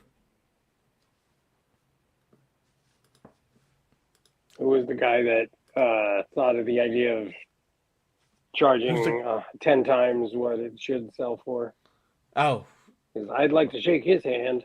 Yeah, seriously. The cool thing about when Banting created insulin is he sold the patent for $1 or something like that. And to who or however it worked, but basically however he worked it out, it was like nobody could claim ownership over it, so it was like everybody was able to manufacture it straight out of the gate. So I think that's partially why he's also considered a cool dude, because he could have made a whole lot of money off of it, and he didn't. Can you imagine that happening? I know, right? I'm a different time. There's did you ever see Mr. Mom with Michael Keaton? Yeah, for sure. In that there's the subplot about Terry Garr working for an addict, and she has to come up with the ad campaign for Schooner Tuna. Right. And she basically has the president of Schooner Tuna film a little commercial that says, Schooner Tuna understands the economic hard times you're going through, so until it passes, we're going to take 10 cents off it every can because we're all in this together. And it's like, it becomes a big success. That makes me laugh harder than anything else in the movie. Yeah. Yeah. That movie was great. I mean, it was like one of the first VHS movies we had lying around that I watched like a gazillion times. What did they call Kentucky Fried Chicken? I don't remember. They're like sitting down to eat, and they're like, "Oh, did they call it Colonel Sanders?" I don't know. It's a funny moment or whatever. Like rather than call it Kentucky Fried Chicken, they had a different name for it. Probably because they didn't have the rights to say the name or something like that, right? Yeah, Laura says, by the way, Spider, GJM greeted me quite warm and welcome today in GS side chat, and I didn't even get blocked. Nice. Wow. That's sounds like good news for Todd. I did hear earlier that Todd and Ryder are done. Oh, yeah? Yeah, I guess. Do tell. I don't have any details yet. Oh. But basically, I don't know. I guess maybe he pissed him off or something. And Michael Wyatt said Chris was acting the fool today, Laura. So yeah, it looks like the honeymoon is over. Ryder's out. Todd is still not in. But as if we didn't see that coming. And we could have guessed. So that was the quarters. We'll move on here. We'll move on to the next choice. one. Yeah, I thought it was a good choice. So next up, we know the Looney. I didn't do it because it was going to be Terry Fox, but he's already on it, so I just didn't. I was like, forget it. I'm not going to do it. I'm lazy. The next one is. Let me pull up her information. It's a her.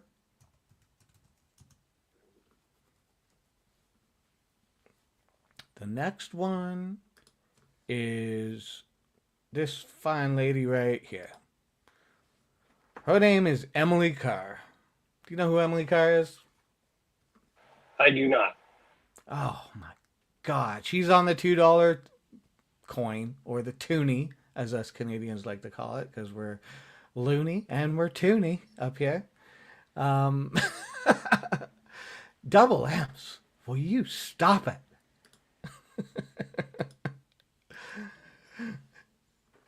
Emily Carr, yeah. I actually went to a school that was named after her. She was an artist. She's a famous painter up here, and she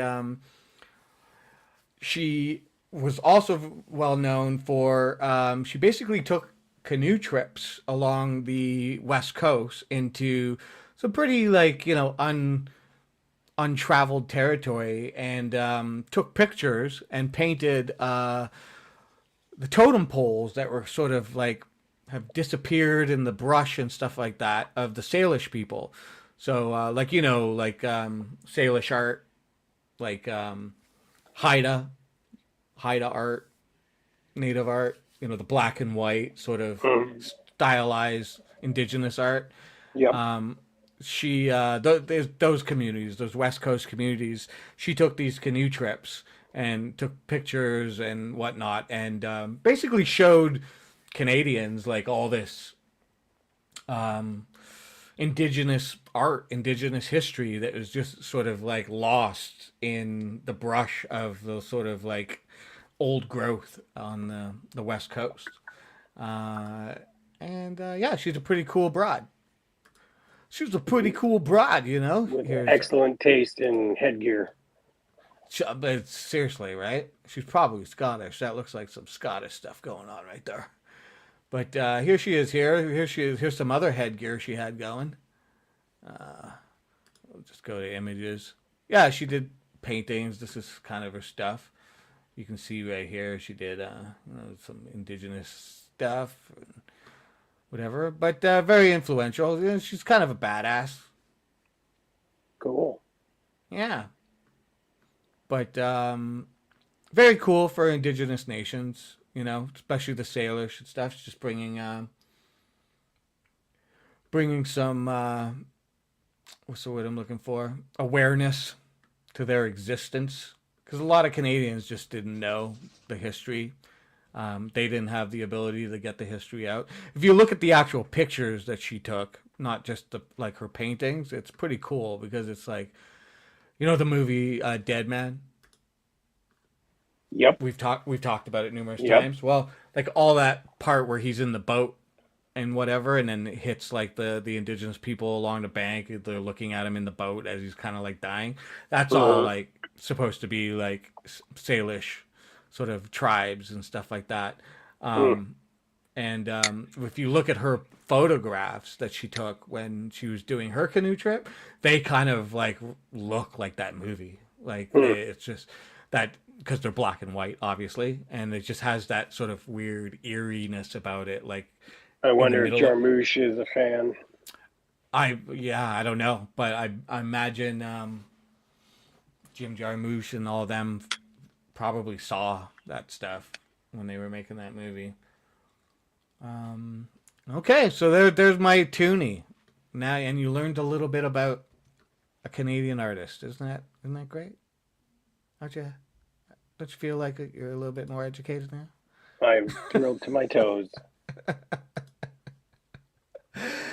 Okay, what's up next? We did the toonie. We don't have $1 bills, so I didn't do a $1 bill. We're jumping to the 5. Do you guys still have ones? You have ones? I think you have ones. We have $1 bills. Just for the record, seems film director and Jim Jarmusch, an iconic Canadian painter, Emily Carr, share a connection through Emily Carr University of Art and Design, which awarded Jarmusch an honorary doctorate, and mutual aesthetic influences of modern independent art in Pacific Northwest Gothic moods. That's very interesting. Very interesting. Apparently, some critics have noted the thematic links between her haunting, dark depictions of Pacific Northwest forests and the moody, shadowed aesthetics found in independent art house cinemas. See, look at that. Look at that. I knew it. I just didn't know it. That's cool. Thank you for looking that up. That's super cool. It felt like that when I saw that in the movie, and I was sort of like, this feels like the Emily Carr pictures and stuff, but I don't know, but it would make sense. It would totally make sense. Okay, the next one. Now the next one is like, it kills me. For fuck's sakes. This one's hard. Does it rhyme with con jandy? What'd you say? Sorry. Does it rhyme with con jandy? No. Oh, okay. It doesn't. Okay, this one, I don't know if you guys know this or whatever, but there's a band up here called the Tragically Hip. Man, it's making me sad thinking about it. And their front man, his name was Gord Downie, and the guy is a poet. Like, really, like he didn't just write music, he wrote lots of stuff, and he died. He passed away from a type of brain cancer in 2017, I believe it was. And this is Gord Downie right here. 2017. This picture is from his last tour. Yeah. Nice.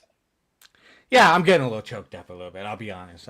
This guy is, I have a hard time listening to the Tragically Hip, their music, period. Like, it's like, there's songs that they have that I hear him and it's, nice hat. Like, he had all these hats made by a Canadian person that like makes custom hats, and every show during his tour, he wore a different one.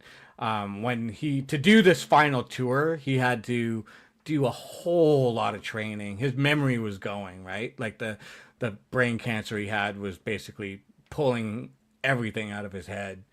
So that sucks. he was losing his ability to remember the lyrics of songs and even just remember how they were sung. So he had to do this really extensive routine leading up to the tour. The guitar player in the band actually lived with him. They were best friends growing up in high school and stuff, but he lived with him in the months before they went on tour, so that they could just constantly go over things or whatever. And then when he was on stage, he had like a little monitor showing him the lyrics in case he kind of messed up or lost his place. He did an unbelievable job. The last show, God damn it. The last show was played on the CBC. They aired it for Canadians. It was huge. It was a big deal.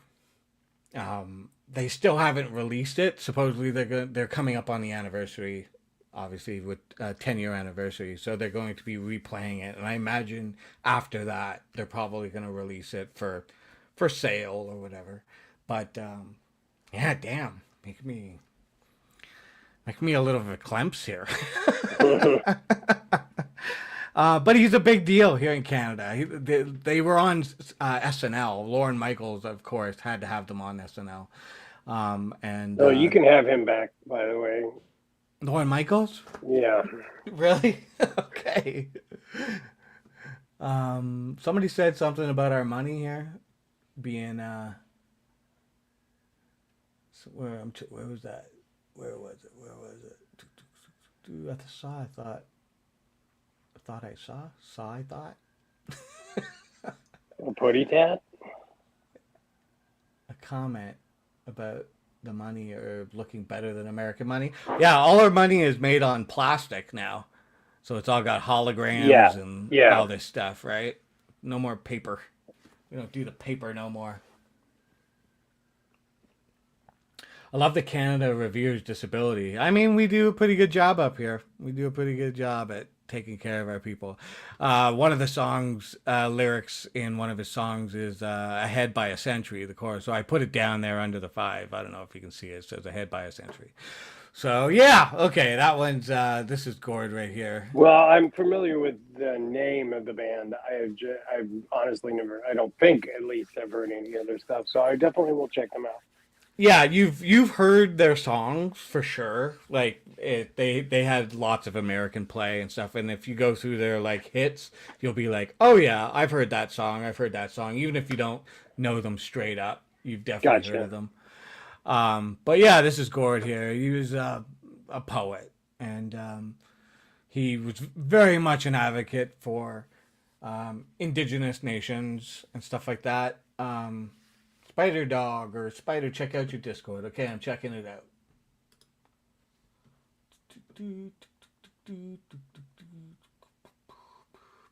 Okay, I see it. I will show these for sure. For sure. And before he died, after the tour, he did one more. He had one more album that he had been working on that was all about this this indigenous boy who was known for, he left his residential school. You know the history of residential schools. You had them in the U.S. as well, but basically they were pulling indigenous kids from their families and basically cutting their hair. Yeah, and putting them in schools and trying to re-educate them to, make them like white people, right? And this one little boy just left the school he was at, and he walked railroad tracks trying to get back home. Didn't make it home. Died on the tracks. It's a story, It sort of represents what was going on. He did a whole album about it, and pretty crazy. The guy didn't stop until the end, so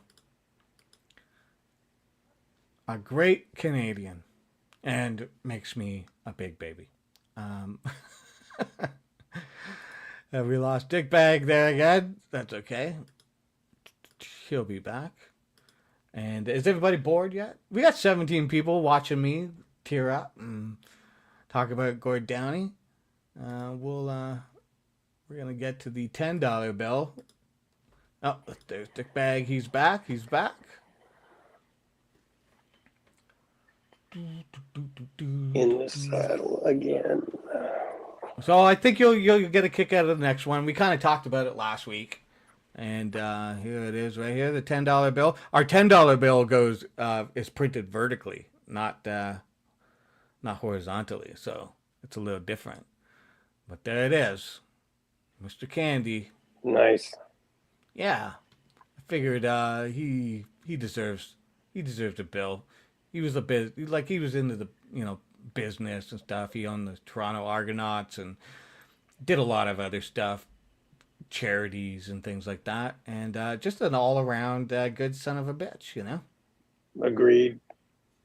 So when you said Catherine O'Hara, it was like, yeah, I realized I put my foot in it. Yeah, I didn't do it because I was like, I already got one SCTV person on here.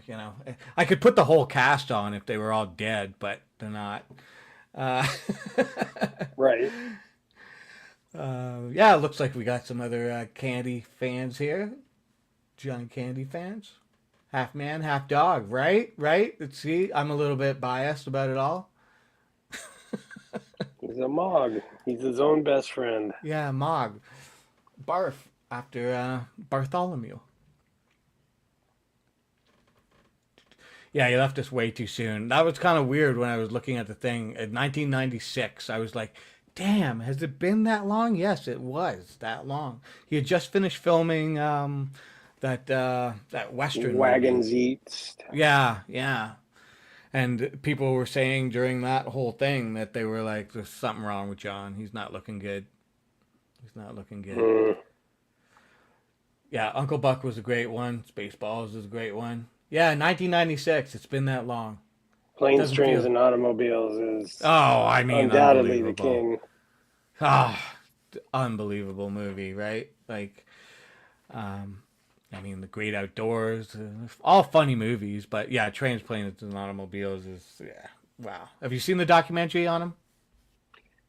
It's one of those ones like the Mr. Rogers ones that I can't bring myself to watch because it's just gonna be hard to watch. Yeah, it is. It's very hard. He is just such a great person, man. And like, there isn't anybody in that movie who can say anything bad about him. And Bill Murray makes fun of that fact. Like, Bill Murray's great. He's kind of the main kind of person they keep going back to, and he just has a lot of great stuff. But it's like, there's nothing bad to say about the guy. He literally just made the room light up when he was around, and everybody loved him. He was just a good guy.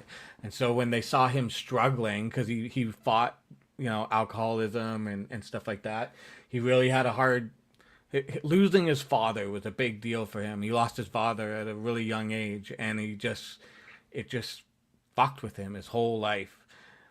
But he just brought so much joy. He just could not be a great person when he was in front of people. And it's like, wow, that's a special thing, So if you get a chance to see the documentary, check it out. It definitely paints him in the best light because it seems to be the only light that you could paint him in. Right. So yeah, definitely a good watch if you get around to it. Up next, we did the 10. Now we're moving on to the 20. And this one is interesting because it's a politician. He was a politician for the NDP, and he's probably one of the coolest politicians ever to exist in this country because he did a really great thing for this country. And he has a a connection to some famous people. If you don't, we'll get to that. It's Tommy Douglas. There's Tommy Douglas right there. He died in 1985, born in 1904. Do you know what this gentleman did, by any chance? Well, I know he didn't invent insulin. He did not invent insulin, but he did something that's definitely connected to medicine. He brought national health care to this country. Ah, He was an NDP leader in Manitoba, and he's the guy that campaigned and got national health care to pass for all of Canadians, and we enjoy it to this day. Don't believe the propaganda that you guys hear. fucking commie degenerate. Yeah, exactly. And we like you to keep thinking that because national health care is awesome. Don't listen to what people tell you. Does it have? Is it perfect? No. Does it have its But problems? you have to wait in line forever. Yeah, forever. Like, yeah, not really, but there are certain things. Elective surgeries, you might have to wait a little bit. You have a heart attack, you're not waiting for anything. You have a life-threatening, like, thing happening to you, you're not waiting for anything. Like, you'll be in and they will take care of you. Like, And you won't go broke, you say? you will not go broke. I watched my mother go through lung cancer and have her part of her lung removed and survive it, and her bill was $0. Just understand that her bill for her whole thing was $0. What did she have to pay for? She had to pay for having the TV in the room that she was staying in because she wanted to have a TV with cable. And it wasn't that much. You know what I mean? Like, it wasn't going to drain our bank accounts and make us homeless. We could pay for a TV for her to watch while she was recovering. But you could have paid it with that. Paid for that with a Tommy Douglas. Exactly. One Tommy Douglas a week or something like that, and you're good to go. So yeah, her bill was $0. My brother, who has a lot of different medical conditions, he's epileptic, he's diabetic. Well, he's type 2 diabetes. He's he's Down syndrome, he's deaf, he's mute. His bills to this day in his whole life have amounted to $0. We have spent $0 money on anything that he has ever needed. That includes medication. $0. There have been other little things here and there. Because he's disabled, like if I call an ambulance and I go to the hospital, I'm going to have to pay for that ambulance if I don't have private insurance. A lot of people have private insurance on top of their national health care insurance. And your private insurance will pay for that or a part of it. But my brother, because he's disabled, if he goes in an ambulance and goes to the hospital, that's paid for. He does not pay a cent of that. So his whole life, $0, everybody, 0. Okay. So anyways, I have a lot to give to Mr. Tommy Douglas because, I mean, that's an amazing thing that he did for Canada, right? And if you want to know what else he did, he is the grandfather of Kiefer Sutherland. So he's Donald Sutherland's dad? No, he's his Donald Sutherland's mother's grandfather. Mother's father. So I got you. Yeah, so the mother's side. And his mother married Donald I Sutherland. would have figured obviously. that out eventually. Yeah, exactly. Mother's side. Yeah, there you go, double M's. So you guys can thank him and his genes for bringing you two of the best actors ever to exist. Donald Sutherland is pretty good. He's okay. I have nothing bad to say about Kiefer. So yeah, Kiefer Sutherland there. Yeah, there's a little bit of resemblance, I guess. You can see a little bit there. I guess. I don't know. Yeah, Dark City, if you've never seen Dark City. Yeah, very cool movie. Very cool movie. But watch the director's cut. Yeah, seriously. It has the true vision of what was wanted. Yeah, Donald Sutherland was great. He hosted the Penang Games. Remember that? Is that over your head? The original Hawkeye. He was the original Hawkeye, yeah. Did that one go over your head? The Penang Games? The Pan Am Games? No, the Penang. I think It that's did how go. it's pronounced. It's It did go he over was my head. he was the dude in what the fuck is that franchise called? Hunger Games. There you Oh, go. Hunger. Yeah, no, not Yeah, my. yeah, Yeah. yeah. Panem. Yeah, there we go. I think it's spelled. Yeah, there you go. Anyways, yeah, he was the president or whatever you want to call it. So, you've never seen that movie? You've never seen them? No. Never. Like, just not even at all. Just out of curiosity. No. Nope. Okay. Okay. Wow. Never look at seen a you. Twilight movie either. Oh, okay. Okay. I've seen one or two Harry Potter movies, but I wouldn't be able to tell you which ones they were. Yeah, one of them. They're all kind of the same. Yeah. Invasion of the Body Snatchers was a good one too. The remake. Oh yeah, right. Well, the right. original was good too. Kevin Mhm. McCarthy, but Sutherland was in that. Also, he had a really great.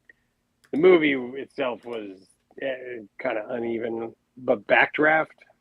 Oh yeah, yeah, yeah. The little scene where they're interviewing Sutherland, De Niro's interviewing him. He plays a pyromaniac. It's pretty Right. good performance. Right, right. Kiefer's become a prick lately. I don't know. What has he done? I haven't been paying attention. What did he say? Something? He's not a Trump supporter, is he? He can't be. No, he's been talking Canadian stuff not too long ago. So there's no way he's a Trump supporter.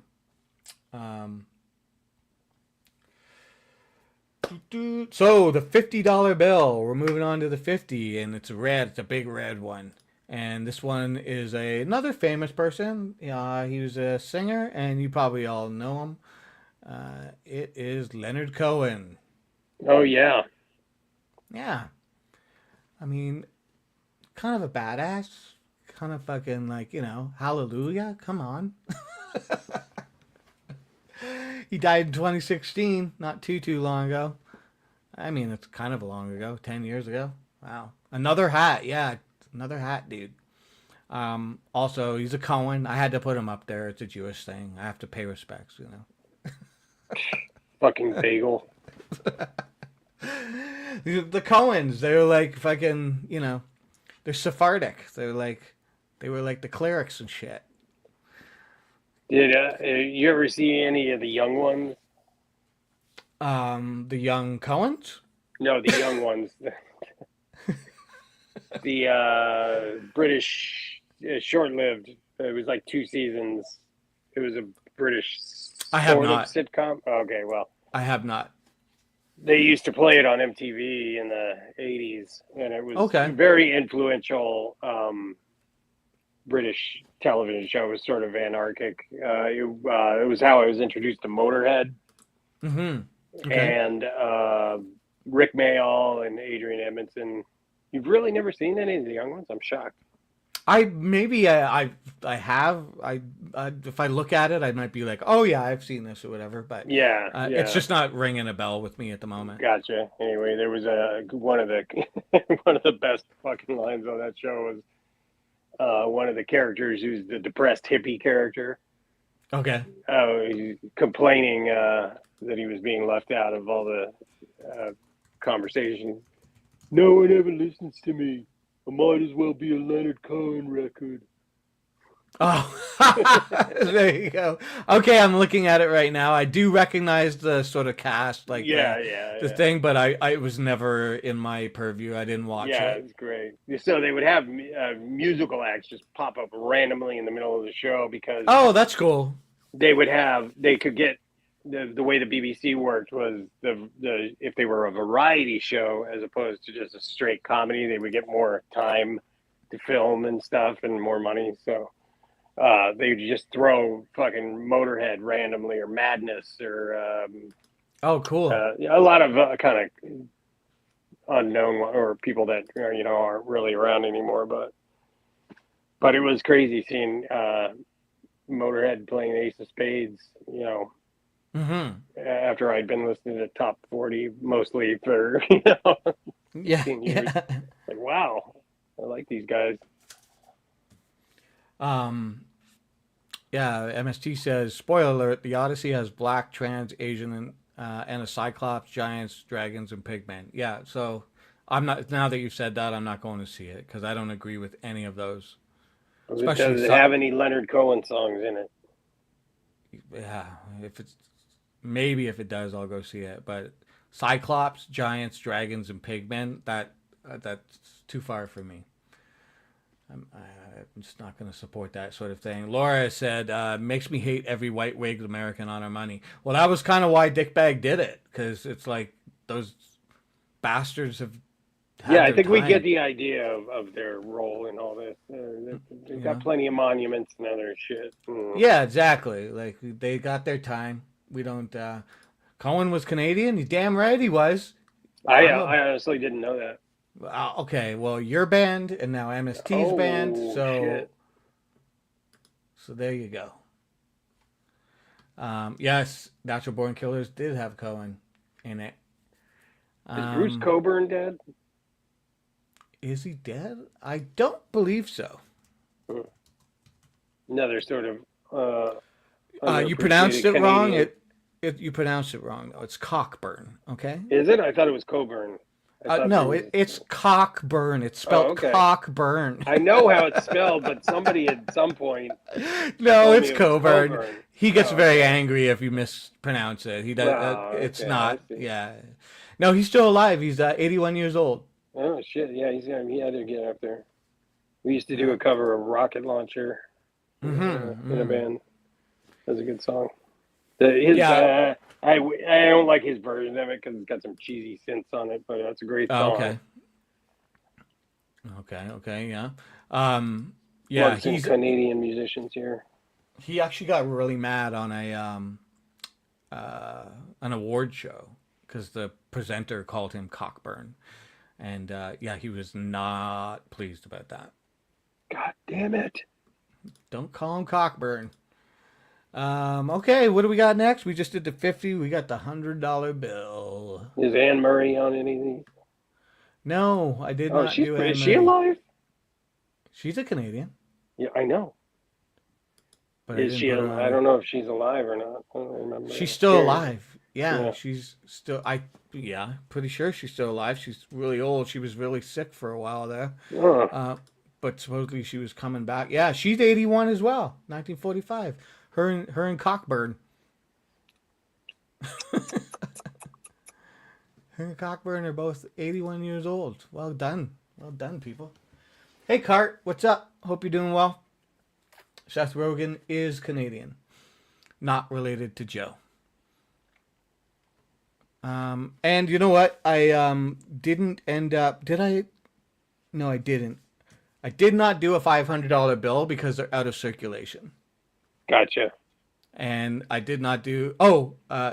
they only did a $500 bill for a short time, but it didn't last very long. We did have a $1,000 bill, but those are no longer... They do not print them anymore either. So I did not do a $1,000 bill. But I did do 100, so this is where we get to the end of this thing. This next one is it's not Neil Peart. I'm out of here. It's not. And what's fucked up about this one is it's a politician, and it's not just a politician, but it's one of the founding fathers of Canada. Are you confused at this point? Are you like, yes, we're not supposed to do this. We're not supposed to put these like old fuckers on the money anymore. But you know what? This guy gets an exception, and there's a reason why he gets an exception. All right. His name is Louis Riel. And he is considered the founding father of Manitoba and Confederation. He was never put on money because he was hung by the Canadian government. He's Métis, so he's part Indigenous, part French. He fought the Canadian government because for a lot of different reasons, but the Canadian government at the time,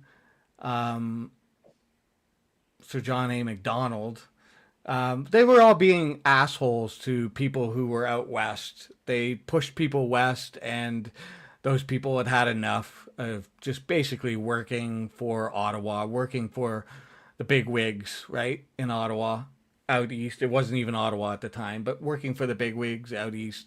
And he was getting people to rise up, basically, against, you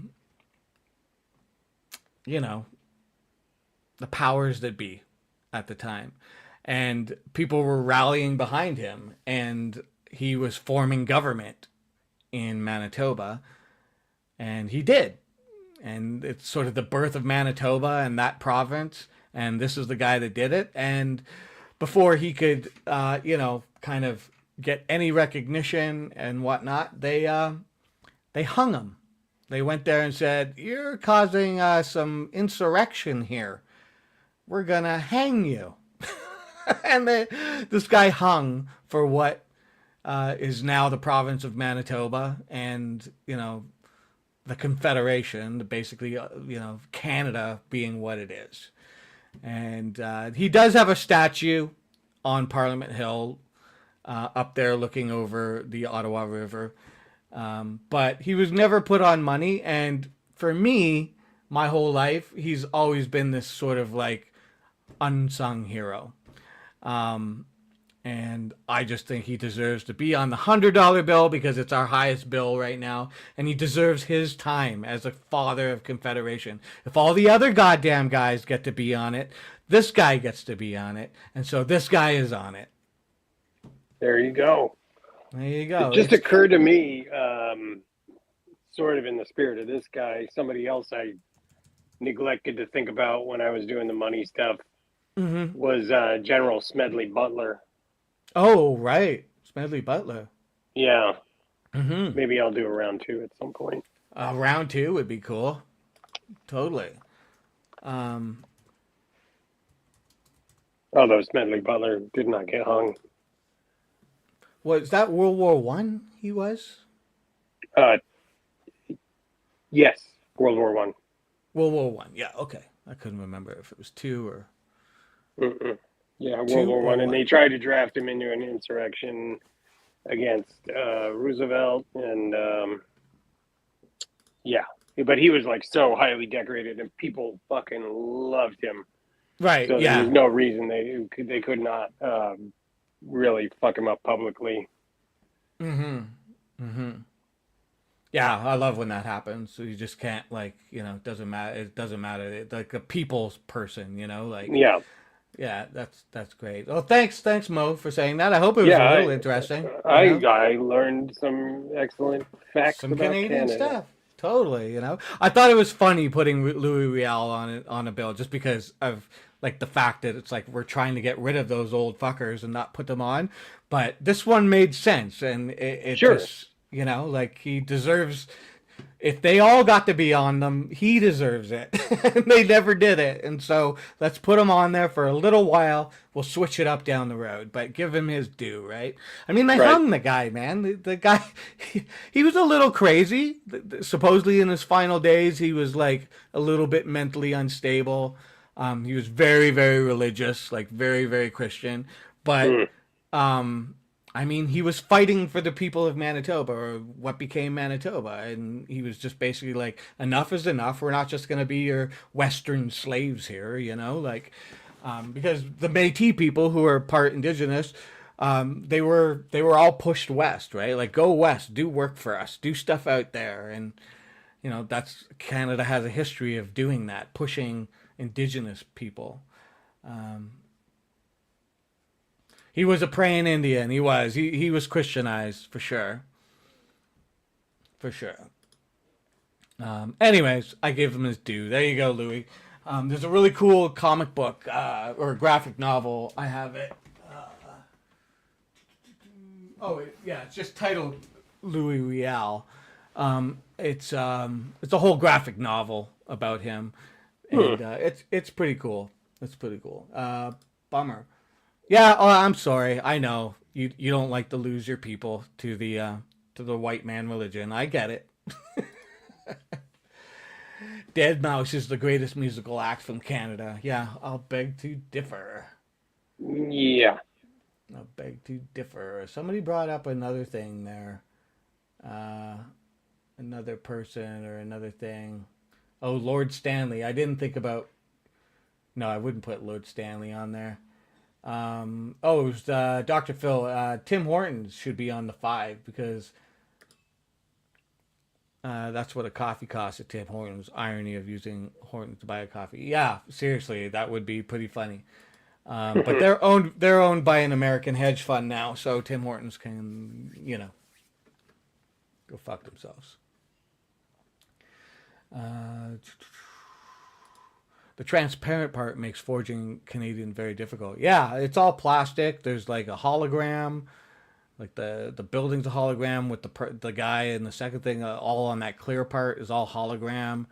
And there's like the dots, like we put Braille dots on our money so people who can't see can read them.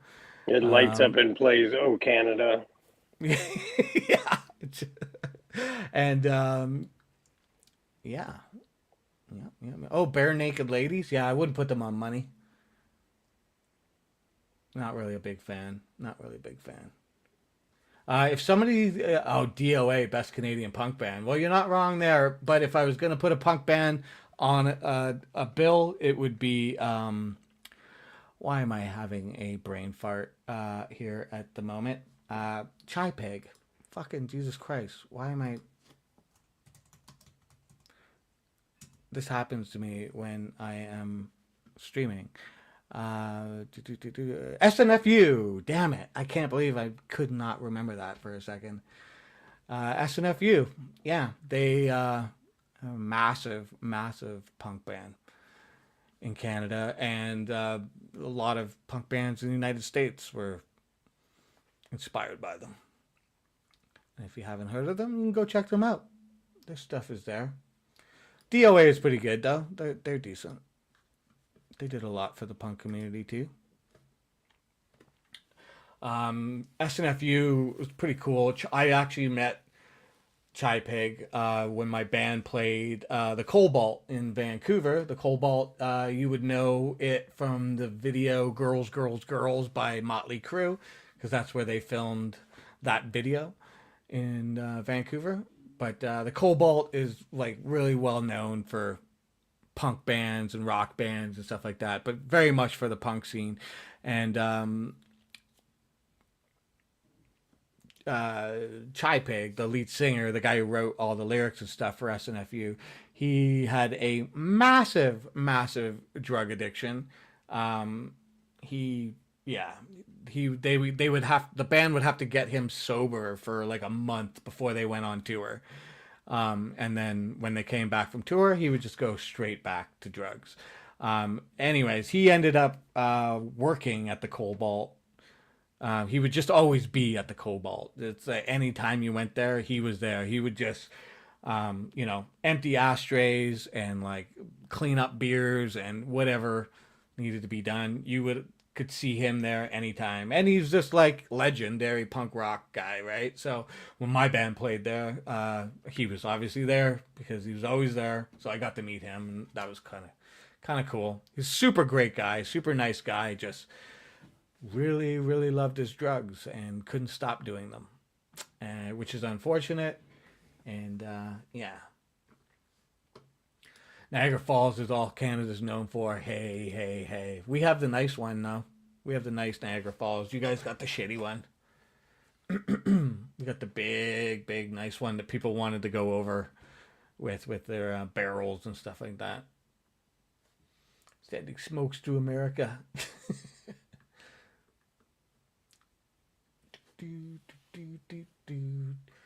Not punk enough? Who, Bare Naked Ladies? No, they are not.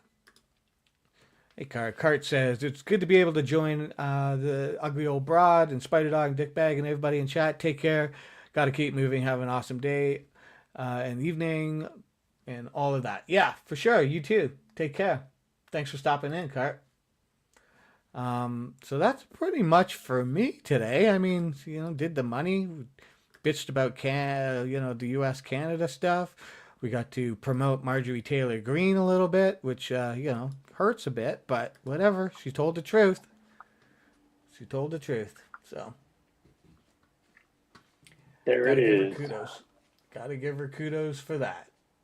Great job, crazy person. Who, me? No, Marjorie Taylor Greene. Oh, okay. I thought you were talking about me in the show. Well, that too. But Oh, wait a second. Eminem sent me. Oh, right. I got to do this. All right. Got some stuff. Oh, and I forgot I had a meme from earlier, too. Okay, we're not quite done yet. We're almost done. Almost done.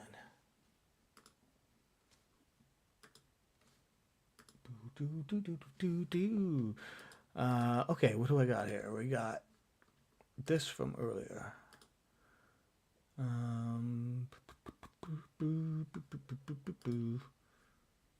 What did I do with? Oh, come on here. Come on, eh? Oh, we got to do her hold on a minute, too. Oh, my God. I'm just forgetting all kinds of stuff. You're right. We're not totally done here. Don't go anywhere, anybody. Don't go anywhere yet. Okay, let's do hold on a minute first. Okay, we'll do hold on a minute, and then we'll check out these meme things and that kind of thing. Okay, everybody, we're gonna watch a video. Don't go anywhere. I'm so we're both losing it today. You're right. Don't go anywhere. We've got Double M's hold on a minute. It's a little longer than the other ones, but yeah. Here we go. We're gonna watch it. All 13 of you. And it'll be up on YouTube later. So, okay, here we go. Hold on a minute. After World War II, the world decided that maybe, just maybe, there should be a permanent court for people who commit genocide, war crimes, and crimes against humanity. Wild concept, right? But then the Cold War happened. Everyone got distracted, and the idea collected dust for 40 years. It took the slaughters in Yugoslavia and Rwanda in the 90s to finally get things moving. In 1998, 120 nations met in Rome, adopted the Rome Statute, and created the International Criminal Court, a permanent tribunal in The Hague designed to step in when national justice systems are either unable or unwilling to prosecute their own monsters. And here's the fun part. The United States was all over this. Under President Bill Clinton, American diplomats helped negotiate the Rome Statute from 1996 to 1998. Clinton even signed it on December 31st, 2000, the absolute last possible day, which is basically the geopolitical equivalent of leaving a tip at a restaurant you were thrown out of. Because signing isn't joining. The U.S. Senate never ratified it, so America never became a member. Then in 2002, Congress passed the American Service Members Protection Act, which sounds noble, but basically translates to, you can't touch our people, ever. So to recap, the U.S. helped design the house, then refused to live in it, and then made it illegal to knock on the door. Enter Marco Rubio, a man who once called Donald Trump a con artist and is now his Secretary of State, which tells you everything you need to know about the durability of his convictions. Rubio's political career is less a straight line and more a masterclass in the art of strategic surrender.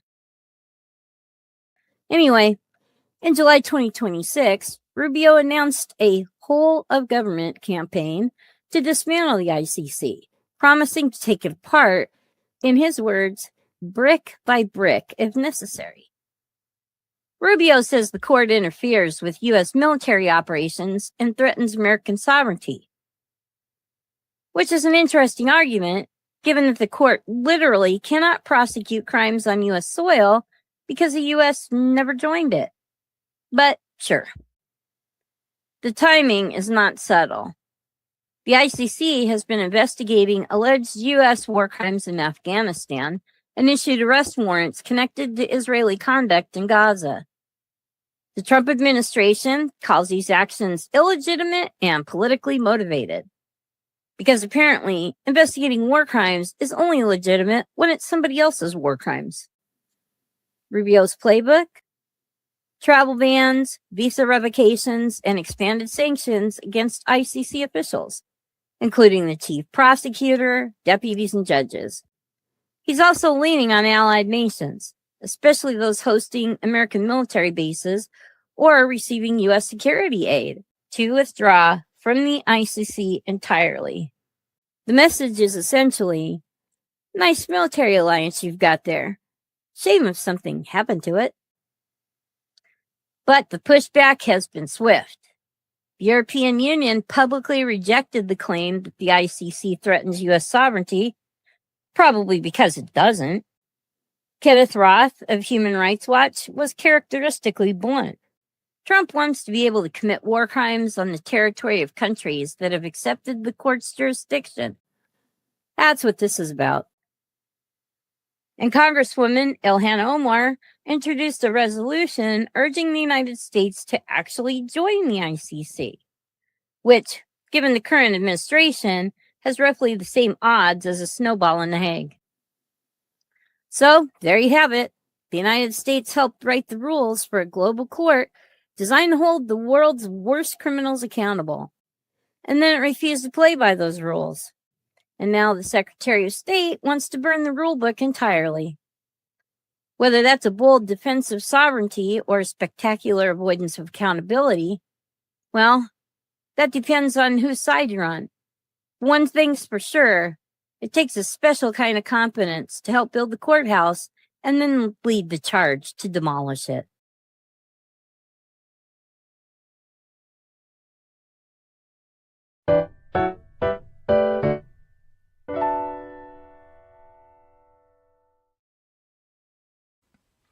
Well, there you go. I'm glad I didn't forget to do that. I almost forgot to do it. Just narrowly avoided disaster. Yeah. Well, Dr. Phil, nothing is perfect, and Americans like to say that it's flawed because they've always wanted to be able to be, not accountable to it. And so it's easy to say that, but, I don't know. We could argue about it all day, I guess.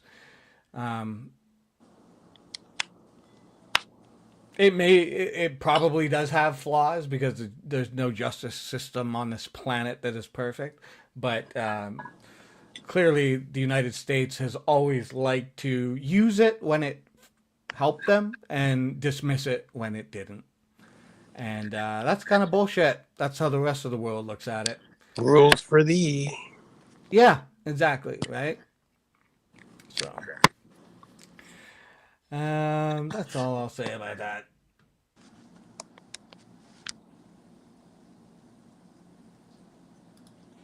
Yeah, no, of course, it's not a military force. It doesn't have a military force, but it can create precedents in how other countries are going to, agree on what's going on with other countries, like, and implement things like sanctions and whatnot to hinder those countries. The fact that one country gets to be absolved when it clearly commits war crimes is kind of bullshit. And it's not just one country, it's other countries like Israel. So, and others. And people, this is an attack on Israel. I'm not even going to get into all this, because we could go on all night. And I do have a lot of opinions about it. But I don't see it as, what's the word I'm looking for? Like serving, like not having any purpose. Like it doesn't work because there's countries on the planet that don't want it to work. And the reason they don't want it to work is because they don't want to be held accountable to their own actions. So, of course it doesn't work. And of course there's no enforcement power. When a superpower wants Israel to be able to do whatever it wants at will, what can the rest of the world do? Nothing. Anyway, on that note, there's a couple of memes that Double M's had sent. So we're going to have a looky at those. I'm trying to find the one she sent me earlier. It must be in here. Oh, here it is. Here it is. This is just a funny one. Well, they're all funny, but this one's just kind of funny. May your anger turn into a fart and leave your body. That's cute.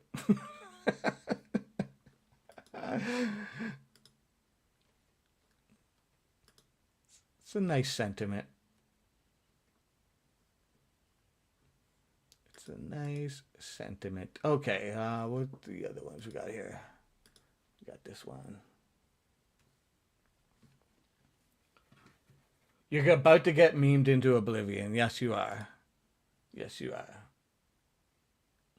Margaret posted that one in his Discord. You stole it. Oh, that's cool. Veto power on the security committee. Yeah, that's a big one. For sure. For sure. Okay, here we go. Meet Jimothy, Seattle's extra round raccoon. We have more footage of Jimothy in the last 2 weeks than we do of Mitch McConnell. Mitch McConnell is on eternity leave. Eternity leave. Pretty much. That's pretty good. Have you heard about this raccoon? Oh, yeah. Yeah, I have things to say about this. I don't know if I'm the only one, but whatever's wrong with this raccoon, like for the whatever reason it has this spinal deformity or whatever that leaves it small. I have been seeing this in animals more and more in the last, I don't know, I'll just say 5 years. I keep seeing pictures and images of animals with this spinal deformity that makes them look like this, and not just raccoons, like other animals. And I don't remember seeing this, like, say, 20 years ago. But also, we just didn't have as much access to, all kinds of things. This type of pictures. Yeah, so I get that aspect. It's just very weird. Like, what is causing this? Or has it always just been there? I don't know. The lettuce? It could be the lettuce. Might be the lettuce. If it is a recently developing trend, I would say chemicals. Yeah, that's what I'm just wondering if there's just something that's finally, kind of peeking its head, like manifesting in the sort of genetic world of animals living out there in our civilization. I don't know. I'm just spitballing conspiracy theories here. Kfar caused it. Maybe.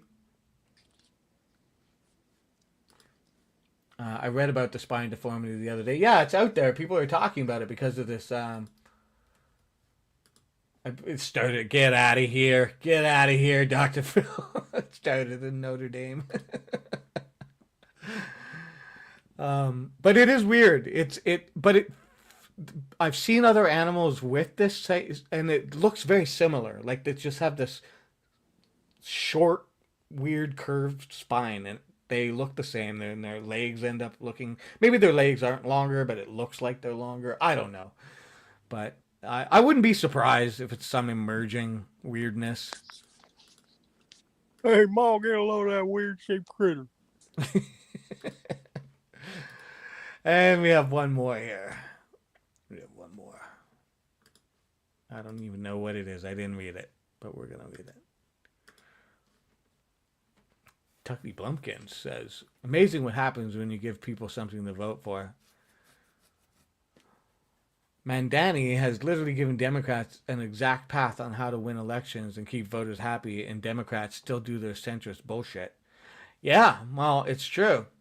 Mandani is another one of those dudes just showing, like, the Democrats that people want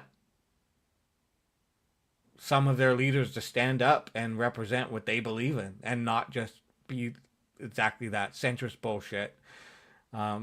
Stand for something and you'll get the fucking votes, man. Yeah. That's what Fetterman did, and he suckered everybody. Fortunately, it's still littered with detritus of the Clinton Yeah. stuff, fucking Yeah. letting in the corporate Yeah. Schumer stuff, and those NAFTA, peeps. fucking Pelosi. the Telecommunications Act. Yeah, Pelosi, fucking piece of shit. Yeah.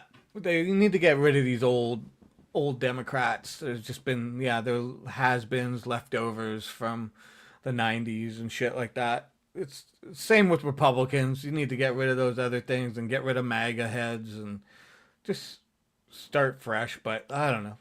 I don't think you can really until they just die or Yeah, man.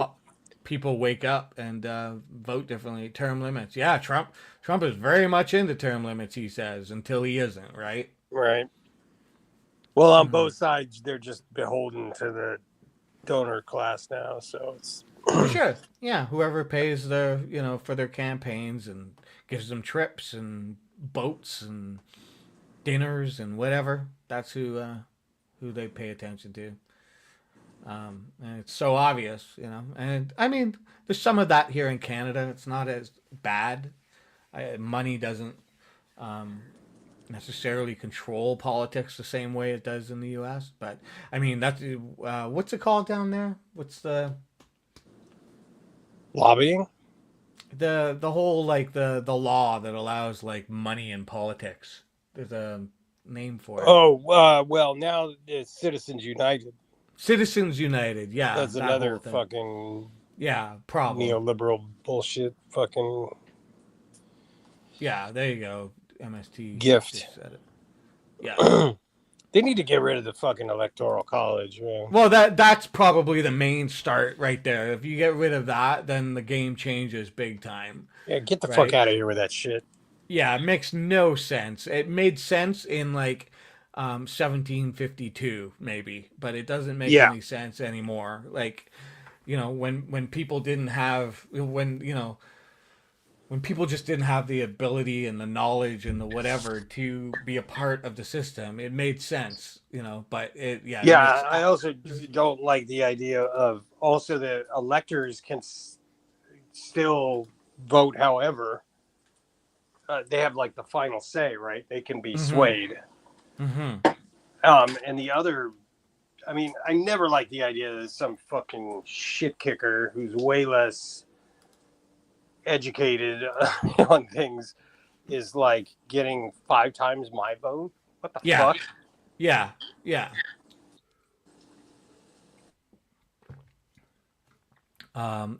I guess so, Laura. Yeah, America never had a former leader hot enough to hook up with Katy Perry after he left office and dumped his wife.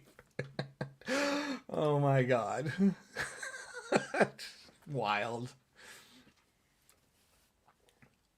You know that, right? You know that story? You know what's going on with that? He's muted.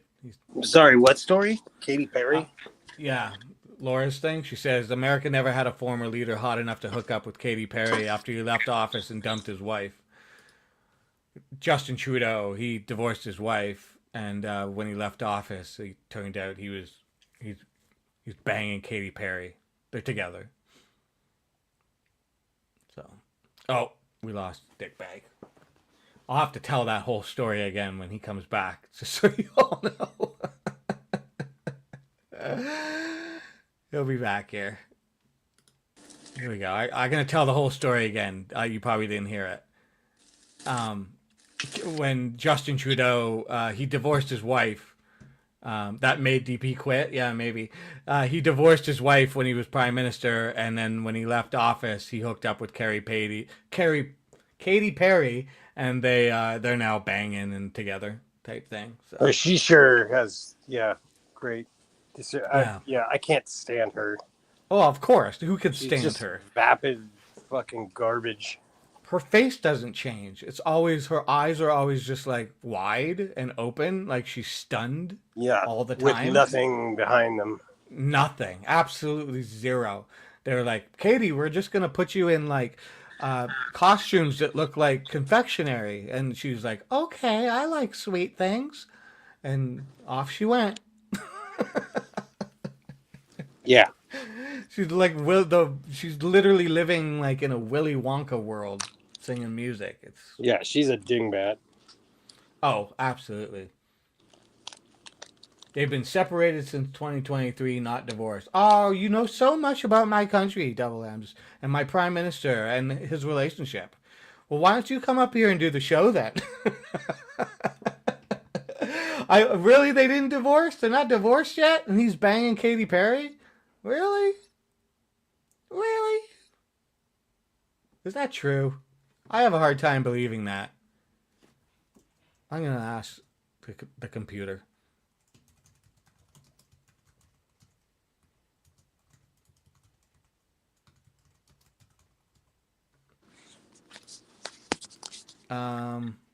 Legally separated, not officially divorced.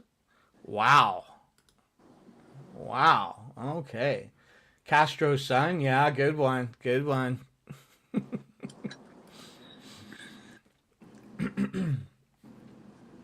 You know his father, Trudeau's dad, Pierre Trudeau, he was banging Kim Cattrall.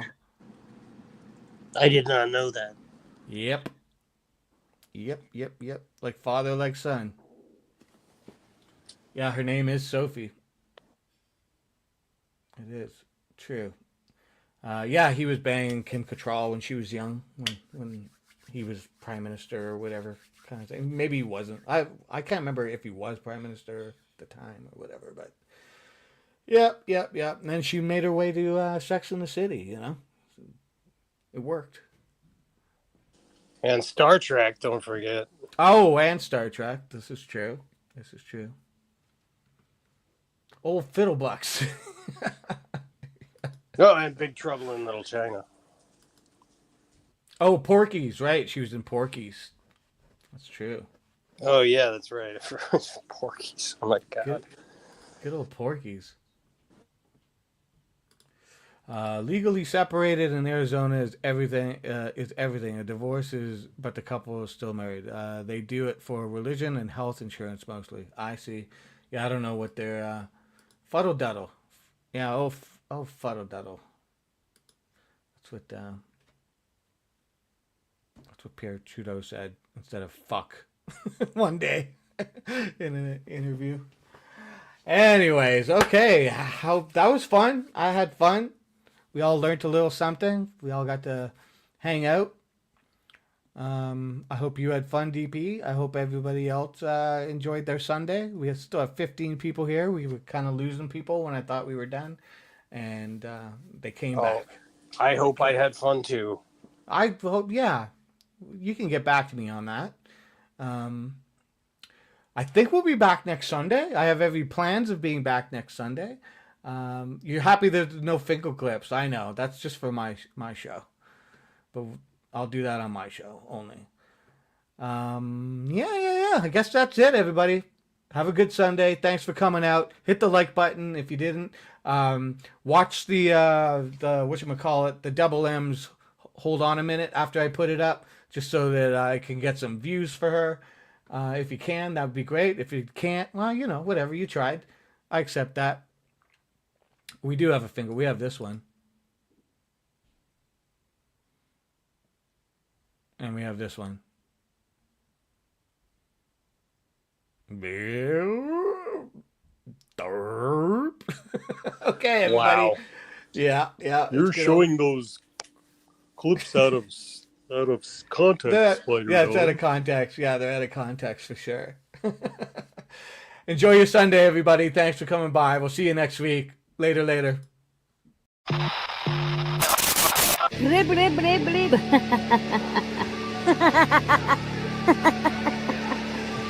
Talking about the current topic.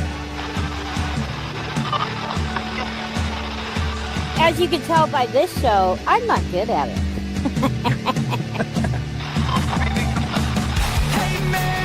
Where's that money coming from? Nobody asked that.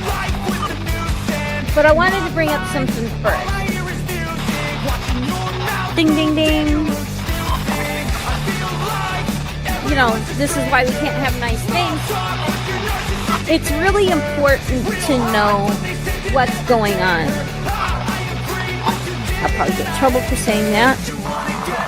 I am a believer of the Rebel Alliance. Here's another distraction for you. This is definitely a shit show. And it's a good question who's running. Okay, we're getting down to the nitty-gritty here. You want it all, but you can't have it. Yes! Wow! Look at that.